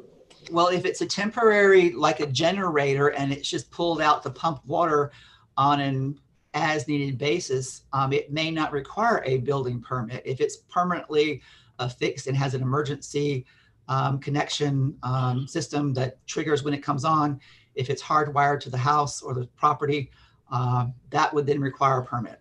And if I could, Vice Mayor, just to clarify City Manager questions, when there is a vacant lot or a tear down and the elevation was established maybe in the 40s, are they allowed to fill to a certain amount before the stem wall comes into play? What is still creating some inconsistencies from lots to lots? There is an allowance for fill to level out a property, but not lift it all over, comprehensively to lift it up. That is a change that's coming with these new FEMA insurance maps. I'll work with Peter to write up a little bit something more on that when he gets back from vacation. But we already have people asking about new construction, bringing their entire property up, and we've had to say, no, you have to either do a stem wall or jack your house up in some other fashion to meet the new flood elevation. You cannot bring your entire property up. And then likely, as Commissioner Amoroso mentioned, you're going to drain on your neighbor's properties. That is not allowed. And William, moving forward, can we maybe have staff put together something that can be put out in the utilities, almost like we did with, the utility company will not call you and turn off your power on a Saturday, just to kind of give them, that there may be some people knocking on the doors, please contact the city and maybe the proper phone number, just so we don't have people, spending $6,000 on something that does not work. Well, as you mentioned with the one example, if you have a residence in the city, have other examples of predatory people coming around trying to sell things, let us know and we'll put together a list of those types of things. And I can get with Brian and his team to put out some specific language in a water bill or such that, watch out for these types of people trying to get you to invest in things that really aren't going to do much of anything. Great. Okay. Thank you. Commissioner Maxwell. Along those lines, in terms of communication, this sounds like a silly question, but don't we have reverse 911 capabilities, City Manager? We do have some capabilities to the Inco system. Were you thinking of sending out a message or? Well, what I'm saying is, for the example that Vice Mayor Amoroso cited, somebody scratched on doors hustling $6,000 snake kits. If something like that gets reported, the city could verify the report and then, blast out to the entire city We'll come up with the most effective way to reach. Not everybody has a landline. Not Right. everybody, clicks on the, Yeah. or has robo killer on their phone. But Yeah, I don't want to take over the conversation, but I just thought no, thank you. just occurred to me. Thank you. Yes. Thank you. Okay, is that it for you, William? Are we moving on? You can move on as long as and I will be around for a little while longer if you have other questions that come up during the evening. Great, thank you. So Thank you, William. we're going to move on to the update on the city stormwater and sanitary sewer collection system. And who is taking the lead on Julie that? Parham and Giles Rhodes from Water Utilities will be doing the presentation on this. And as soon as they come, there she is. She's sitting in a large pool of water. All right. Can you all see my screen? We can, thank you. Okay, great. Well, good evening, Madam Mayor, Commissioners, and City Manager and others. Thank you for the opportunity to present tonight. My name is Julie Parham. I'm the Assistant Water Utilities Director, and I'll be sharing some information in sanitary sewer resiliency. With regard to kind of what Brent has mentioned, and as you all are aware of the Hurricane Zeta effects of the effects of Hurricane Zeta on the systems, the stormwater and the sanitary sewer back on October 24th and 25th. It was an extreme storm event, as we're all aware. And I just wanted to kind of share a map with you. On the right-hand side here shows all the green dots were where we had flooding concerns and impacts, whereas the kind of maroon magenta dots show where we had some impacts to the sanitary sewer system. So it was kind of a citywide and not only coastally, but also the impacts from Hurricane Zeta were felt even heavier because of the recent King Tide event that occurred before that. And kind of as Brent had mentioned, from the King Tide event, that we also were having high groundwater levels. So there was not a lot of places for the water to go during the storm event. And it came down hard and fast. Excuse me. So it overwhelmed the stormwater system. And I'll move on now to talk about some of the issues that we're seeing and some of the mitigation strategies we have from the stormwater flooding. The combination, as Brent and Liz talked about, of the stormwater, so the rainwater coming down, compounded with the king tides, the high tides, the high groundwater levels, as well as any storm surges.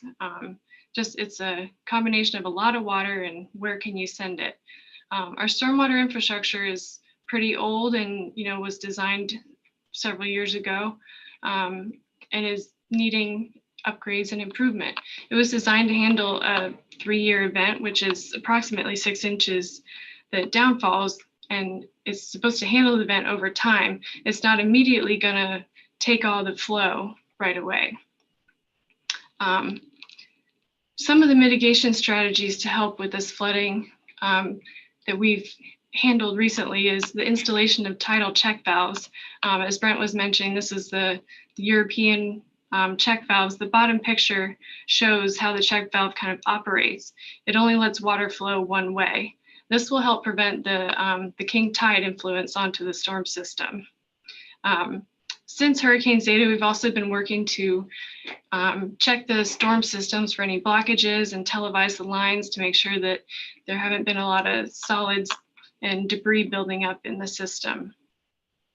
Also, I think as kind of previously mentioned, some strategies to help alleviate any flooding and transfer and convey the stormwater is to install stormwater pump stations with potential outfalls to the lagoon, add additional retention areas where there's property and places available, and then underground storage chambers as another option.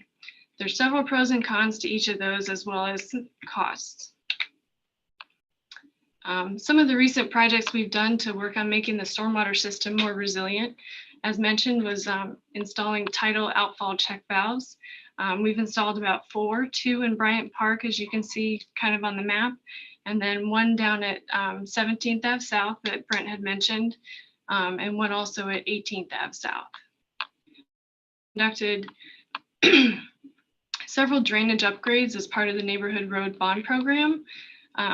Brent also touched on this a bit. So just whenever a road was being redone, we tried to take the opportunity as we could to upgrade the stormwater and drainage system and make sure that the drainage was operating. We've also done some drainage improvements in the Park of Commerce as part of our phase 1A and 1B, as there was grant funding that helped fund those improvements. Blue areas is where we've recently done projects, and the red lines are where we're looking to do future projects to help alleviate flooding and stormwater quality and quantity. I think also what has been alluded is that our stormwater master plan that was done in 2012 with an update in 2016, and then a little further analysis done by Brent actually with Ched Moore, as well as Kimley Horn in districts 3 and 4 as part of the neighborhood road program. Another recent project we've taken on is the Adopt a Drain program. It's really similar to Adopt a Street, where we've had students at North Grade Elementary, as you can see in the photo there, they're adopting storm drains along North and South Lakeside, North and South Palm Way, as well as Bryant Park, and they're going to help maintain and clean them. The city has thousands of inlets and storm drains, so we thought this was a great opportunity. And what that student is showing in the photo, they're able to kind of paint and make the storm drains be an art feature for the city. So we thought that that's a great opportunity. We're hoping more students and potentially neighborhood associations will want to adopt a drain. Some of the future projects that were identified in the Stormwater Master Plan are to help mitigate some of the historical problem flood areas that were kind of shown as the impacts from Hurricane Zeta. A lot of the projects also were to help improve the stormwater quality. This relates to reducing the nutrient loads that are compounded in the drainage before it's discharged to the intercoastal. It's around $21 million, the projects that are outlined in this plan. And we'll kind of break it down a little bit on the next slide, but several of the components in the Stormwater Master Plan include underground storage in Bryant Park of stormwater, increasing the lake sizes on the golf course to help hold more water, potential falls, upgrades to existing, and new infrastructure along with that. We've had an annual budget of around $50,000 that we've been using to help install more tidal check valves, also repair those outfalls that we have and provide maintenance. The city's consistently pursued grants with Lake Worth Lagoon Initiative, and each year we also file for state assistance on projects. To date, we haven't received funding for any of those, but we're still trying and putting the projects out there. And working with the Coastal Resilience Partnership that was outlined previously. So here's kind of a list and breakdown of the projects that were identified in the Stormwater Master Plan. You'll kind of see that we've tried to take a stab and break down and do some portions of the project as funding's been available and as the opportunity is with the neighborhood road program. But you'll kind of see the bottom line is around $20 million. And now I'll transition and talk a little bit about sanitary sewer resiliency. Just to kind of get back to basics a little bit, the sanitary sewer system is, it's the piping system underground.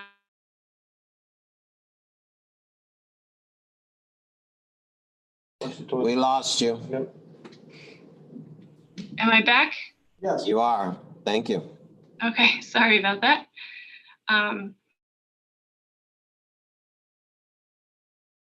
The sanitary sewer system collects wastewater from all the homes and businesses in the city, and that is from the toilets, from water down the sink, laundry, etc.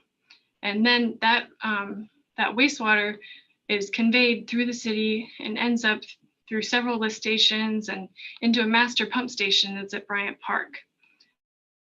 This map shown on the left here just shows that we actually also collect the wastewater from 7 surrounding municipalities that we call our sub-regional system and our sub-regional partners. It's Lantana, Atlantis, Manalapan, South Palm Beach, Seminole Manor, Palm Beach State College, and Palm Springs. So that wastewater is all collected and pumped from the master pump station in Bryant Park to the wastewater plant way west up at Jog and Haverhill. Some of the issues we have with the sanitary sewer system, most recently with Hurricane Zeta, because the stormwater system was overwhelmed, inflow and infiltration, I&I as it's commonly known, occurred because the stormwater had nowhere else to go. So it leaked into the sanitary system through manholes, cleanouts, any which way it could find. I&I also impacts the sanitary system with groundwater. When groundwater levels are high, it finds holes in different manholes and the sanitary infrastructure and leaks in. The big problem with this is that the sanitary system isn't designed to carry the excess stormwater flow, and it's very expensive to treat wastewater. As we know, the standards just keep getting stricter to what treatment levels they need to be treated to. Because the expense to treat wastewater, however, when you have stormwater in there that doesn't need to be treated, but we're paying to have it treated, it can be very overwhelming, and it overwhelmed the system. So since the pipes aren't designed to hold the wastewater and the stormwater, they cause backups at times, and this sanitary flow can leak out through the manholes and cause an overflow. Mitigation strategies for this is to do some lining of the sanitary mains so that there aren't cracks and there aren't opportunities for groundwater to leak in, as well as rehabilitation on the manholes to make sure that there aren't leaks that groundwater and or stormwater can leak into. There's also these inflow inserts that are kind of like a little dish you can put in a manhole to kind of seal it off and not allow water to flow through. And since Hurricane Zeta, we're reevaluating the system and checking for any blockages and buildup and televising the lines. I thought this graph was good to show that this is the flows at our master pump station for the year starting in January. As you can see, we average pump around 7 million gallons, but from the Hurricane Zeta event, we were pumping more than double that, 1 million gallons. If that was typical wastewater, we'd be around 7, but we were almost double because of the excess stormwater that was in the system. And we're paying heavily for that. But I do want to note, again, we weren't unique in the only municipality dealing with this. All of our neighbors and several of our sub-regional partners also experience these peak flows. I don't know if you can see the graphs here, but basically the red line on the top of all these shows the flows for the month of October. This blue line shows last year. So it kind of shows almost for the whole month that flows have been much higher this year than last year. And this is just showing some of our sub-regional partners, South Palm Beach, Atlantis, Lantana, that also had very high flows that just compounded into our system to make it a really extreme flow event. So some of the recent projects that we've done is a lot of lining of the collector trunk mains, kind of east to west, and some of those north-south as well. We've also installed around 3,000 of these inflow inserts, both new and replacements at manholes, sanitary manholes along the coastal basin, as those are impacted the most with the I&I. We also did a gravity sanitary sewer condition assessment of all of our mains up to 12 inches that provided a great outline of moving forward where we need repairs and where we need lining and replacement. We also did an I&I study of the coastal sewer collection areas, and that helped identify prioritizing lines that needed to be lined and where we needed manholes that needed rehabilitation. Our future projects, we have an annual amount of approximately 200,000 that we projects, as well as manhole rehabilitation. to extend the life of our system and make it more resilient. We've also asked our sub-regional partners to buy in and help to treat I&I and be more resilient systems themselves. And as mentioned in the I&I study that we did, showed that generally sewer lines within about 1,500 feet of the intercoastal would be best to start with as the worst offenders of I&I. And that's kind of the amount that, as a budgetary estimate, was around $5 million. From the gravity sewer assessment that was done, we have about 16 miles of sewer mains that need to be lined and about 10 miles that need a deep cleaning. And the next two bullets are referring to sub-regional lines that are larger collector mains that also need some lining that are in the south end in District 4. Here's kind of a list. It kind of shows the lining and the cleaning needs, as well as kind of some of the annual costs that we see. And I'd be happy to answer any questions now. Thank you. And before we get started, I just wanted to thank you and your staff. I heard great things. You know, I know that it all came at one time. People were frustrated. I heard some great things about Judy Love going out and visiting people. So I just want to thank you and your staff for stepping up and doing a great job. You had mentioned that our regional partners, you've asked them to step up and do some of these things too. Are you getting buy-in from them, especially cities around us? Lantana, I know, is still having issues. Are they stepping up and doing some of the suggested things that you're suggesting? Yes, I believe so. And the DEP is kind of overseeing that. We're helping encourage, but it's really kind of between DEP and them. But it's a big thing that we're all trying to undertake, and as much as possible. Okay, and then you had mentioned grants and city manager, maybe, you know, we can identify those grants, and as we move to Tallahassee, you know, we look to get some matching funds for those grants. I mean, I think that, you know, Tallahassee is going to see the need, especially for the coastal cities. Commissioner Robinson, did you have a question? Yeah, what's the spike in May going down? What's the explanation there? That spike in May, what's the explanation for that? I'll have to look back at that. That might have been when we had a calibration on the meter. So that might be an outlier data point that is not actual.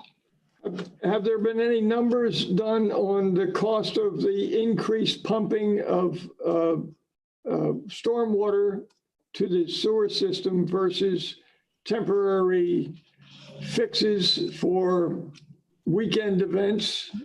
You know, and maybe just to piggyback on that, where or when will we see the actuals on that? Are we talking actual numbers? Yeah, if because well, I was asking about the difference between spending money on stopping the water going into the sewer system from stormwater versus the cost of treating the water that has gone in there. You know, do we?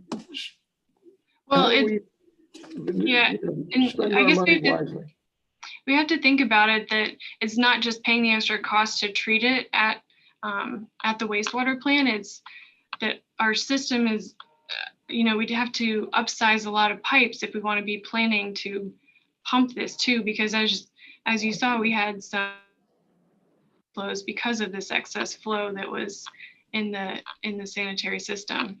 So I was going to, you know, I'm not looking for increasing the size of sewer when the problem is from stormwater. Right.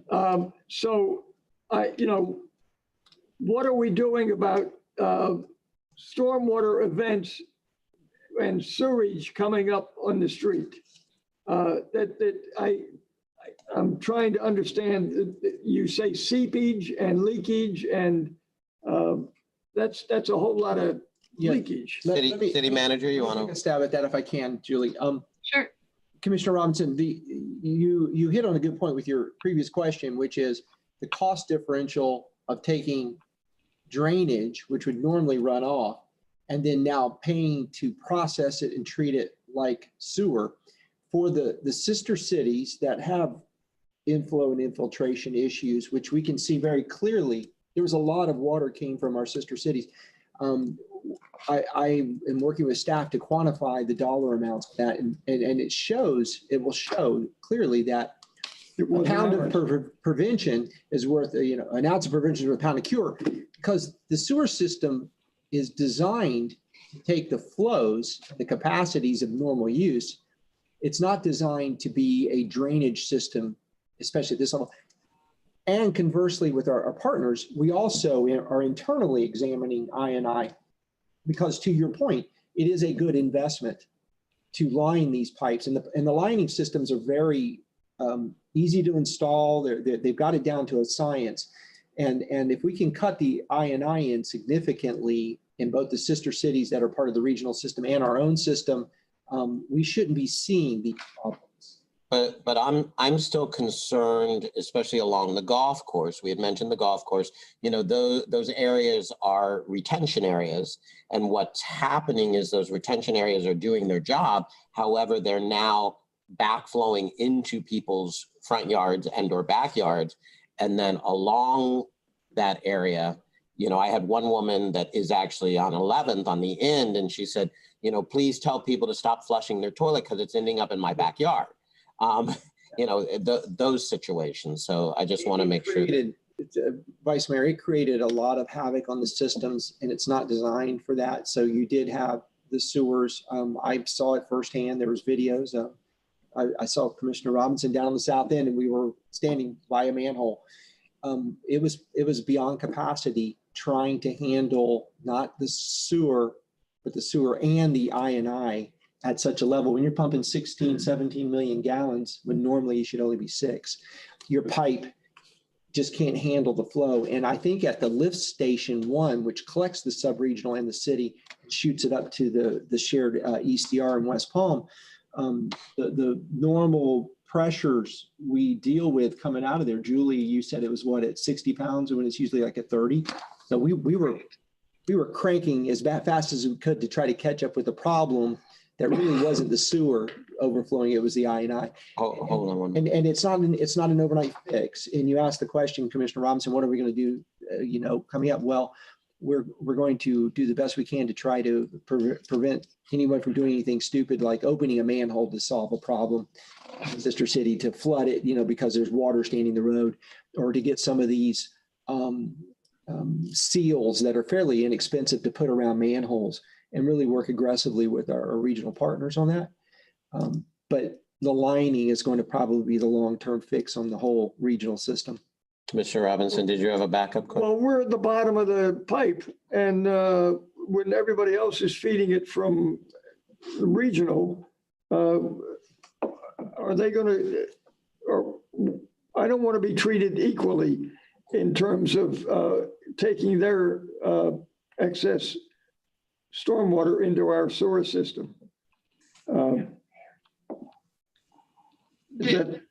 Well, and appreciate these agreements with the regional system go back in the 60s and 70s, and we're hardwired into these. We are physically, the infrastructure is why that's the way it is, and we have to make it work. Yes, yeah. In terms of pipes, but in terms of cost to fix and repair and increase size, it shouldn't be on us because they're dumping it on us. It should be more on them. Several of the lines are kind of jointly owned in a sense, and there's a sub-regional fund where we collect all the monies in order to make upgrades to the sub-regional system. So they're all paying their share of the lining of these mains and all the upgrades at the master pump station. All right, well then let's bring it down to the inconvenience of having sewage in our streets versus all our other partners that are just paying and not suffering the consequences. Well, Commissioner Robinson, remember that quite a lot of our partners did have the same issues and the same situations. Madam Mayor, did you have a question? Not sewage in the street, I'm sure. I just want to kind of go along with what you guys are all talking about, including Commissioner Robinson. Julie, as a member of the sub-regional, we put in a lot of money. In fact, our rates went up tremendously when we were actually redoing the final resting place for our sewage, right? West Palm Beach, a nice way to put it, right? So, I mean, I guess I'm asking through the sub-regional, this would answer Commissioner Robinson's question, based on what we're all going through, because I know that West Palm was looking to us, and I always spoke with people in Lantana that were looking to us. They all were looking for help in that last storm situation that we had. Is this something that we can bring up to the sub-regional committee to put in for budgeting of these processes that we all can contribute into, considering that it was a major problem? And as we approach this weekend now with the new storm that's coming, we're probably going, we're still at a good saturation level at this point. We're probably going to have, maybe some future issues. And that's another question, I guess, to staff. So one is the question of, will our joint organization help to fund this? And can we be more proactive in getting funding for that? And number two, what are we looking at as this new storm approaches as a city? Sure. Yeah, we absolutely can. I will follow up with the sub-regional partners, and I'll talk with Brian too, and we'll put a plan together certainly to take more of a stance to push the I&I issues and mitigation to the part coming up. And regarding plans for preparation and prevention for the storm coming this weekend with regard to flooding, Judy Love, our all-star water sewer storm administrator, she has set up that we have our back truck stage, which can help come and suck away any overflows or potentially help suck away some stormwater. She's got sandbags ready. We're pumping down all the lift stations. Staff is ready to go, and we're clearing any blockages we found and cleaning storm drains from debris, trying to minimize any issues for the coming storm this weekend. Awesome. That's exactly what I just wanted people to know, that at home, that we're prepared and we're ready to go. Yep. Thank you, Madam Mayor. And to add to that, if I could. Yes, City Manager. Vice Mayor, the Public Services, Jamie Brown and Felipe also are coordinating with Julie.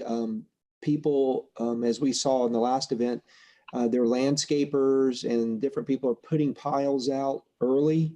They're putting huge piles out. They're putting them in places where there's drains.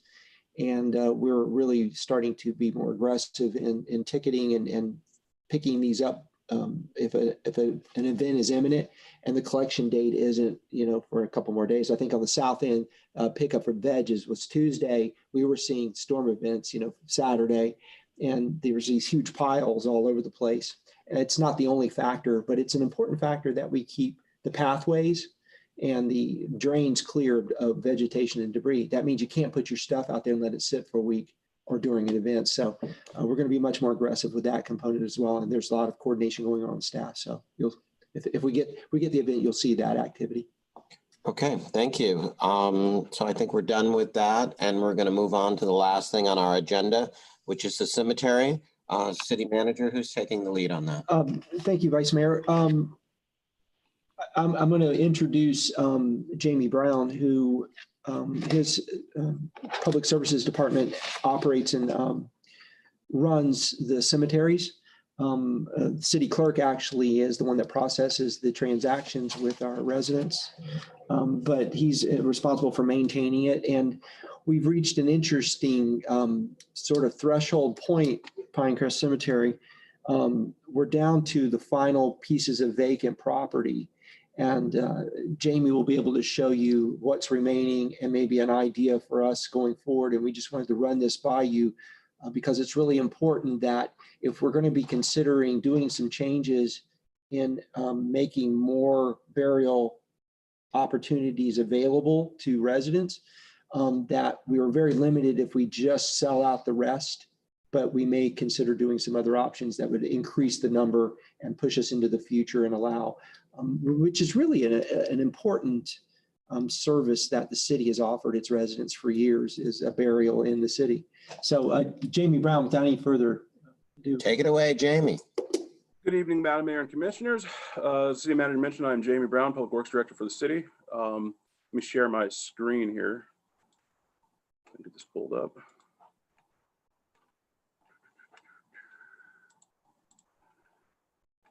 All right, can everyone see that?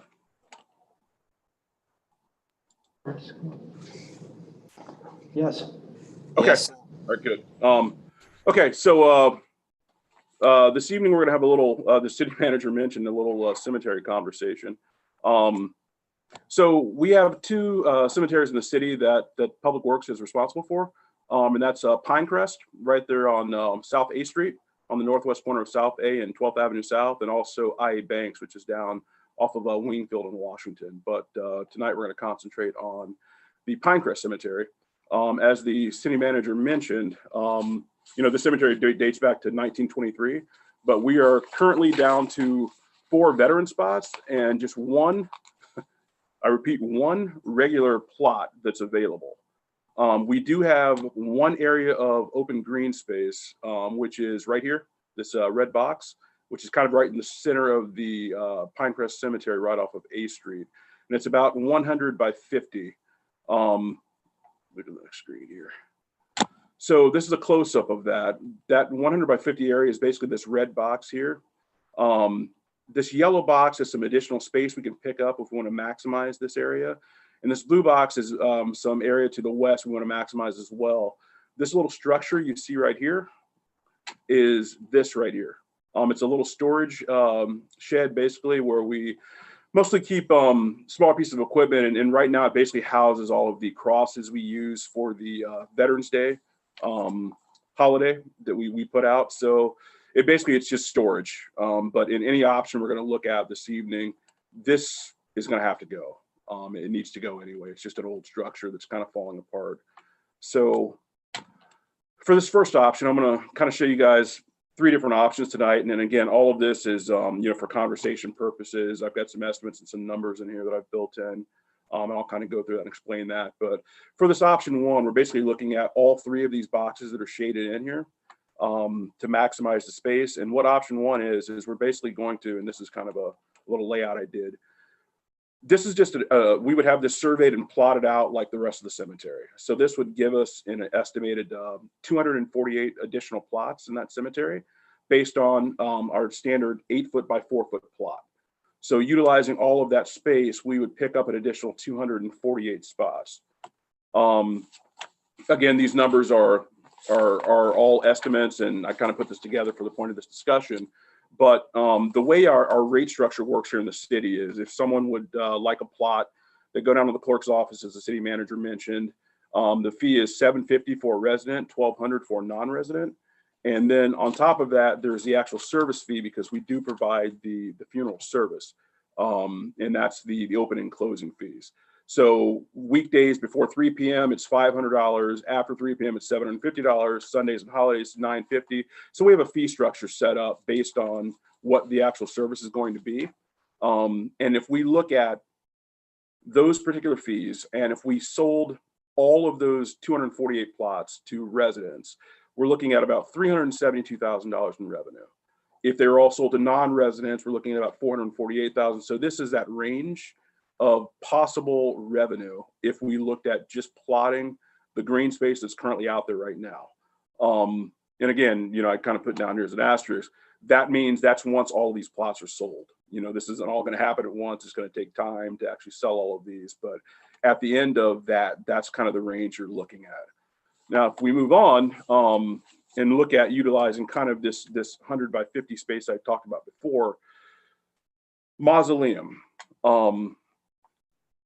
If we don't have a lot of space horizontally, we look to a vertical. So this first option is, or the second option, and the first mausoleum option is looking at a smaller type mausoleum with basically a 77.5 by 46.5 layout. And I'll go through it on the next page in the elevation and everything, but it's basically a 7-level height mausoleum. and it would provide for 542 additional casket spaces and then 240 niches. And the niches are just what you would utilize for urns and cremains. And then you have both single and companion or tandem casket spaces that would be in the mausoleum. Excluded from the estimate is, the necessary site work, any kind of electric permits. But this would be kind of like the layout of that mausoleum. These smaller spaces here would be your single casket spaces. These longer spaces here on both sides are your what they call companion or tandem, which allows you to put 2 caskets into one space, and you would have 7 levels of that. This would be a little storage area, and these on each corner are your 12 levels of the niches, which is for the urns and cremains. So this is kind of what the elevation would look like. These are your niches on the corners. These are all of your tandem spaces where 2 caskets fit in, and all your 7 levels. These are east-west elevation, which you would have your single spaces, and then the little storage area here. So that's just kind of an idea of what it would actually look like from the ground. So again, these numbers, preliminary, I based these costs off of other municipal cemeteries, Boca, Boynton, other places down here in South Florida. And I kind of put together a pricing structure of what we would kind of be looking at. Again, these could all be modified, but based off of this, it's basically $1,000 per casket space for construction. So if we're looking at a total of 544 casket spaces, we'd be looking at $544,000 roughly for construction of this, excluding what I'd mentioned before, the site work and everything. So for the casket revenue, we're looking at about 2.1. For the niche revenue, we'd be looking at just shy of 600,000. So the total amount, if we did a smaller mausoleum type option that we just looked at, would be about 2.7 in revenue for the city. And if you subtract out the actual construction cost, and I'm going to add in basically $100,000 for permitting and site work and all that other stuff, so it brings it to 644. We would net just over 2 million, actually 2,057,000. If we move on to a third option, which is a larger mausoleum space, taking up a larger footprint. This is kind of the, it's just basically expanding on that first option, and it gives you more. You're going to have the same amount of niches on the corners, but it's giving you a lot more casket space for that same height, because you basically just expanded the actual floor print, the footprint of what we're looking at. Now, looking at these numbers again, same thing here, and the thing I didn't mention on the other one was level 1 is basically your ground level. Level 7 is your top level. As you get to like levels 2 and 3, right around eye level, that's where your actual pricing increases, because you don't have to squat down to actually look at the plate or anything. You don't have to step back and look up at it. It's right at eye level. So as you go up, it kind of increases, and then it starts to decrease as you go toward that top level. So total casket revenue for this one will be 2.8, a little over 2.8 there. And then your niche space, that would all remain the same. So for this option, and taking into account the same idea of $1,000 per casket space, you're looking at about $3.4 million in potential revenue for this one. Pull this out. So this would be a total of 727 spaces versus the 544 in the other option. So we're going to get an additional 183 spaces out of an option like this, and net about 2.6 million in this particular option. This is just an example of something like we'd probably be looking at, with the exception of this picture in the top right, which is only 4 levels and a little bit larger spaces. All the others are 6 level mausoleums. So this is kind of an idea of what we would be looking at if we wanted to move toward an option like this. That storage space I showed before in one of the plan views, the only piece of equipment we would actually need if we wanted to do this is a mausoleum lift, or casket lift as it's also called, that would allow us to actually, put the caskets into the larger or the higher levels. And I got a quote on one of these, just an idea of what we'd be looking at. It's $18,175. So we're not looking at a large expense for this piece of equipment in the grand scheme of things. And this is the only thing we would need. And again, that would just be stored in that storage room at the part of the mausoleum. since we were having a cemetery discussion, and we haven't had one since I've been here the last 9 years, I did want to mention IA Bank Cemetery down on the south end, as I had before, right the northwest corner of Wingfield and Washington. We do currently have adequate space in this cemetery, and we're about to do some additional plotting. This is one of the older surveys. For some reason, they had built this with a road in here, which obviously is not there. But we're never going to connect a road from Washington to the parking lot of the gymnasium. This is our gym down there in the south end. So there's really no reason for this to be here. And we have plenty of parking on the street as well as across the street on Washington. So there would never really be a reason for anyone to be driving in here and parking in here. So we're going to get all this plotted as well so we can pick up additional spaces. Oops, right here. So this is a portion that we're going to get plotted. And then this is where that road is kind of swerving in there where you see there is no grave sites. So we're going to do some additional plotting for that as well. One other thing I wanted to mention, if this is an idea that you guys are in favor of or something you would like to look further into, one other thing we should probably look into is fencing and enclosing the cemetery, especially if we're going to invest in a mausoleum. I don't know how often you guys are down there, but there is a great deal of cut through traffic, both with vehicular from Pine Street trying to get to A Street. Why, I don't know, because you're right there at 12th anyway. It really doesn't make a lot of sense. There's a lot of foot traffic, kids cut through there to and from school. So there's a lot of activity in Pinecrest Cemetery that really shouldn't be there. And this would be a good option to look at just from when we put the mausoleum in there, just from a security standpoint. And also there aren't, I'm from the Midwest, so there are some rural areas up there where you have cemeteries without fencing or any type of gates. But down here, I haven't seen many, and I'm not sure if there are any. I haven't been able to find any. But neither one of our cemeteries in the city are currently fenced in. So I did some research just to kind of get an idea of what we would be looking at. And in Pinecrest Cemetery, we're looking at basically just over 4,800 linear feet. And in IA Banks, we're looking at 10,098, basically 1,100 linear feet. And for Pinecrest, an idea like this, where you have some ornamental stuff on it, you're basically looking at $228,000. If this was just a plain type of gate, kind of like what the CRA did, that white gate they have around their courtyard there, then you're looking closer to like 165. So it kind of varies depending on how ornamental, how fancy you want to get. But this just happened to be an Illumiguard product, and it was warranted for I believe like 25 years against rust, flaking, everything else.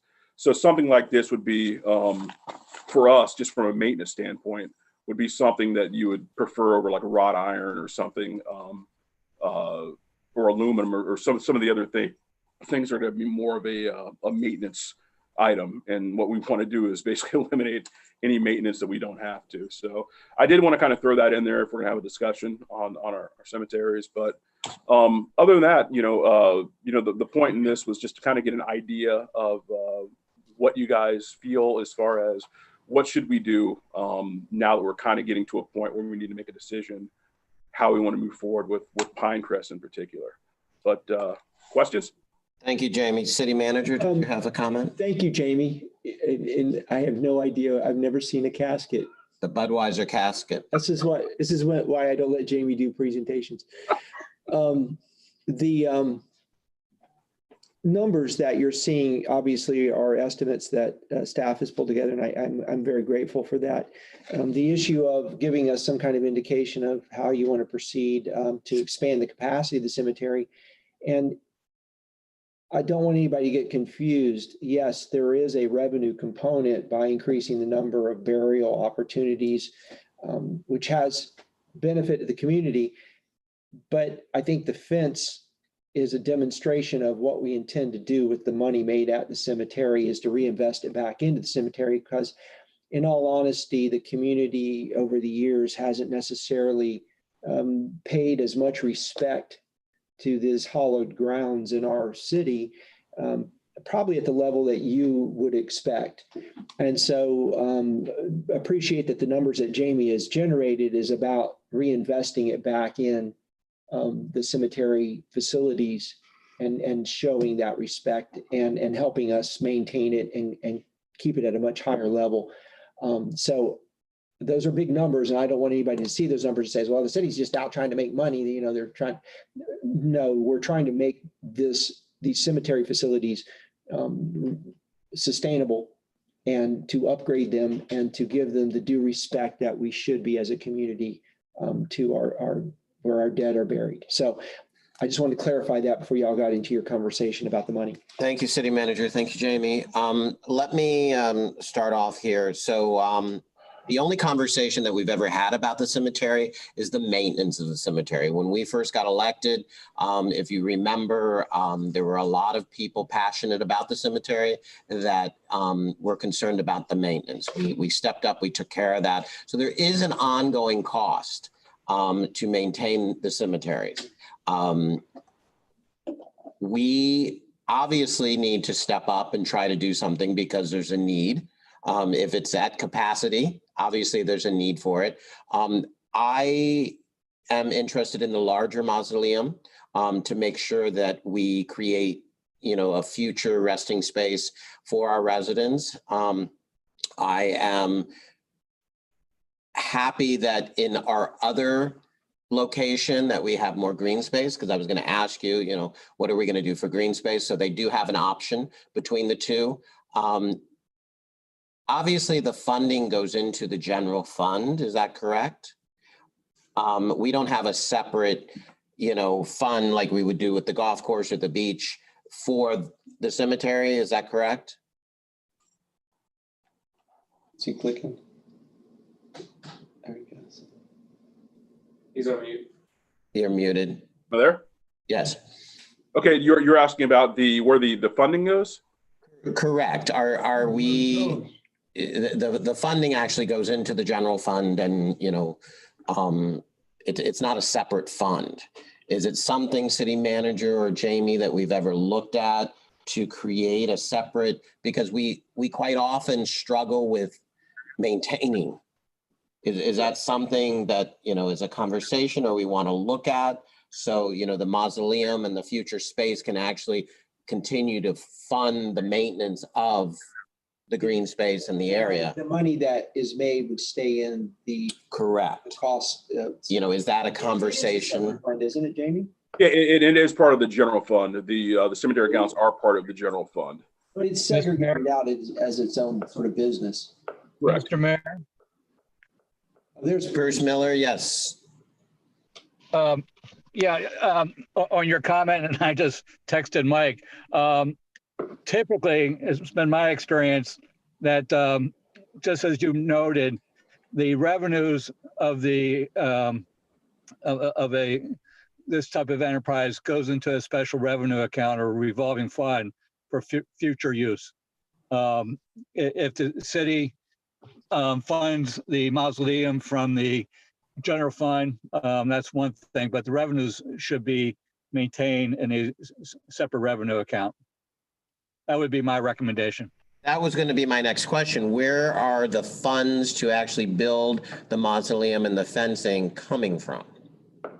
And that was going to be part of this discussion, because obviously, you know, this would have to be built before, you know, a single penny would come in. So there would have to be some type of funding source to fund the actual construction of the. Correct. Yeah, Vice Mayor, if you're truly interested in this concept, it does two things. One, we know not to sell any plots in this area, which is, we're going to take those up, and we're going to bring back to you the full program of how we would fund, if we would borrow against those revenues, if we would fund it from another portion of the budget. And that would be part of the package that we'd bring back. Okay, and again, I'm just speaking for myself. I'd like to make sure that we maintain the future and those spaces for our residents moving forward. So I'd be interested personally on looking at what that looks like and how we do that, taking into consideration that, you know, there's a maintenance plan that takes care of the continuing maintenance, and we know what those numbers are moving forward. Madam Mayor, did you have comment? Yes, thank you. I do, I'm definitely for the fence. I mean, that's been something, Jamie, you know, I've been asking about since I've been here.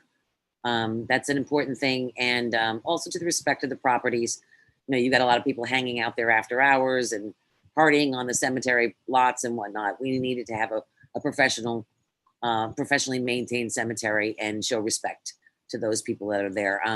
I want to thank our local American Legion Club. I want to thank our local Boy Scouts who came in at a time when we didn't have the funding to do a lot of things and help us to rediscover a lot of those tombstones that were out there on that cemetery that had been overgrown. And I want to thank our staff that did just such an amazing job of bringing respect back and dignity back to some of those people that have been laid to rest there in the early 1920s. And I would say that we're starting to get over. I was just out there a week ago or two weeks ago or so, just peeking around, and we've got to really have a good maintenance plan. Our maintenance guys do an amazing job. It's there, but some of the stones from the 1920s are sinking, you know, into the sites, and that's not, you know, it's not our fault. But if we can kind of have a really stronger, more robust maintenance plan for out there, with fencing it in, with our guys doing the great job that they're already doing, with being able to maintain some of those older stones, and with respect to a mausoleum. The only concern I have with the mausoleum, and that would be maybe a question for the city clerk, was that the pricing is a great deal different than the plot pricing, say for residents. And might that pricing be a bit ambitious in the community? Would there be, have there been, city clerk, requests for a mausoleum in the past? Or yeah, maybe you can help me with that.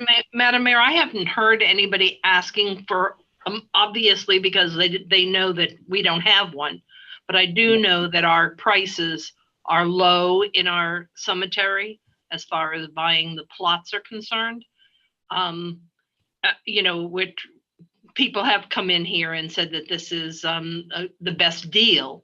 So to the extent that we could keep the mausoleum prices lower than maybe the cemetery that's way out on Southern Boulevard, you know, people may want to come here and may want to invest in buying these mausoleums. I think people know God only made so much land. We have to build up. Right. No, and I'm for the mausoleum. I just want us to be realistic in the pricing. And again, it's not like we're a city looking to make money off this thing. We're looking to provide a service to our community and have more places for them to be. I like the mausoleum idea. I just think we might have to be a little bit more realistic on our pricing. But again, this is not to make profit. This is to provide a service. And any money we make are going to be put back into those grounds to make sure that we have a beautiful and respectful place for our people to live on their next chapter in Lake Worth Beach. So I like all that I'm hearing, and I'm for it, but I'm definitely for the fencing, definitely. Thank you, Madam Mayor. Commissioner Robinson, did you want to weigh in? I just Yay or nay? Wondering about the time frame for what's the market? You know, we're all going that way, but what's the turnover, I guess you call it? What do you call the demand for, when would we max out on this investment? Is there a schedule? Vice Mayor, we would have to do some more research on what happens in the marketplace, because obviously people either buy ahead of time, planning ahead, or there's been a death and they're finding a spot. So I'm sure there's some industry standard, and we haven't researched that yet, but that's a good part of the next presentation when we bring it back. Well, I think it's important because it's we're going to invest up front, right, and then it's going to pay back in 10 years or 50 years. And then we're going to have to market it. Do we have a marketing budget? No, we don't. Thank you. Any more conversation? Mr. Maxwell? Thank you, Mr. Vice Mayor. Yes, you may recall 8 or 9 years ago, we talked about fencing. I think at that time, the cost was about $100,000 to put a fence around that. I think both of our cemeteries certainly are due the respect and dignity of having a nice fence around them. So this is a really good opportunity for us to look at both of these facilities in a holistic way. And as the mayor mentioned, there's so many stones, particularly at Pinecrest, that are leaning. They've from I guess sinking, if you will.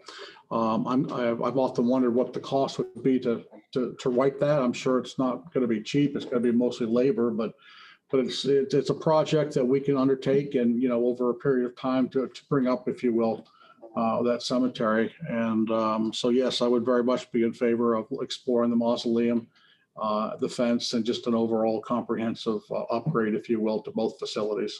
And I think that's part of the maintenance plan moving forward. As plots are sold, that those funds can go back into the maintenance and look at some of that stone rejuvenation and things like that. Jamie, when you had mentioned the fencing, were you looking at both locations, or were you talking about just one location at this time? I brought up the fencing just because this whole presentation was just to have this conversation, because we haven't had the conversation yet. So before I kind of delved in, and as the city manager mentioned, we'd obviously bring this back to you. We'd refine the numbers. I get some industry data. I would actually max out what we could possibly do if that's what the direction we're heading, and I could actually bring back some real numbers we could look at. But before we did that, I wanted to see if this was even something that there would be an actual interest for. But when we looked at the fencing, I got the linear footage basically for both cemeteries, depending on what the interest was for one, both, or none at all. Yeah, I think when we're talking about the cemeteries, we should be looking at both and bringing them both up to today's standards with something, a little bit more ornate and something that, will definitely, maintain, moving forward. Commissioner Robinson, did you have something? I congratulate you for bringing an idea forward. The fencing is probably should be on the agenda, anyhow, as a marketing and as a, I'm going to call it respect, pride, aesthetics. I mean, so we need to keep investing in what we have to maintain. And marketing was brought up. Maybe, Jamie, when we see you again, can you get with the clerk and maybe share with us, any literature that she may have? And as we're moving forward, the mayor's the marketing specialist. Maybe she can help us with, some literature, new literature. I'm sure the literature that the city clerk is marketing with was designed and or, put together a long time ago. And maybe look at what some of the surrounding areas where the city clerk mentioned, we're the best deal in town. Obviously, they're shopping it, and maybe we can do a little shopping and see, what's going on around us. So as we move forward and use that in marketing, Madam Mayor, you have your closing statement. Yeah, I just wanted to make sure that that Jamie knew and that everyone knows that I saw Jamie when he put together the pricing for the fencing is for both cemeteries, and everything has to be, for both cemeteries. So let's look at those possibilities for both of them. In reference to marketing, Vice Mayor, yes, I would love to help put something together for that. That would be great.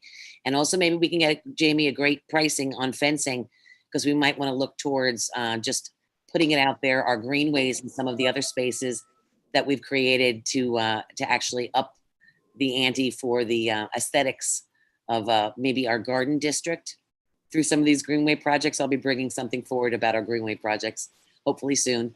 But get some good numbers on that fencing, Jamie. Thank you. And Madam Clerk, maybe take this advantage to update anything that you need, or if there's anything that you're missing in marketing, the plots or anything that you might have seen that we can bring up to date. I don't think she markets. I will do it. Jamie, did you? Yes. Go ahead. And the city manager made a great point. The revenue aspect of this, this is something that's going to go back into the maintenance of these cemeteries, because once all the space is gone and there are no more plots to sell, there is no revenue coming in, but that annual maintenance will continue. Right. So that revenue is going to go back into what we need to be doing in these cemeteries to keep them up. And that's really one of my concerns is when the day comes that we are no longer here, that the maintenance continues to go on, so we don't have an issue again with, things not being maintained and kept up to date. City manager, is there anything else that you need to add? No, Vice Mayor. Okay, I'll take a motion to adjourn. Yes. You don't need a motion? Yeah. Well, I want a motion. Okay. I do. If you're Second. closing, I really We're do want to closing. thank staff for all the hard work and putting these presentations together. Yes. I appreciate the commission, mayor. Unfortunately, she's not here, but she is here. This new setup is a hybrid version of what we've been doing because the governor didn't extend the public record meeting requirements. So bear with us in your patience. I think the technology, I want to recognize, obviously, IT and Anthony and Ben and Lauren and the clerk and everyone, the Jamie staff, everyone who worked behind the scenes to put on this set, so to speak. These things don't just magically happen. There's a lot of thought and effort and energy put into it by all these various groups working together. And that is your Lake Worth Beach family here. And they're the best. I love them dearly. And we're very fortunate to have the employees we have. And I want to thank you all. It's good to sit in a workshop session together. So we'll be doing more of this. Thank you. Thank you. We are adjourned. Thank you.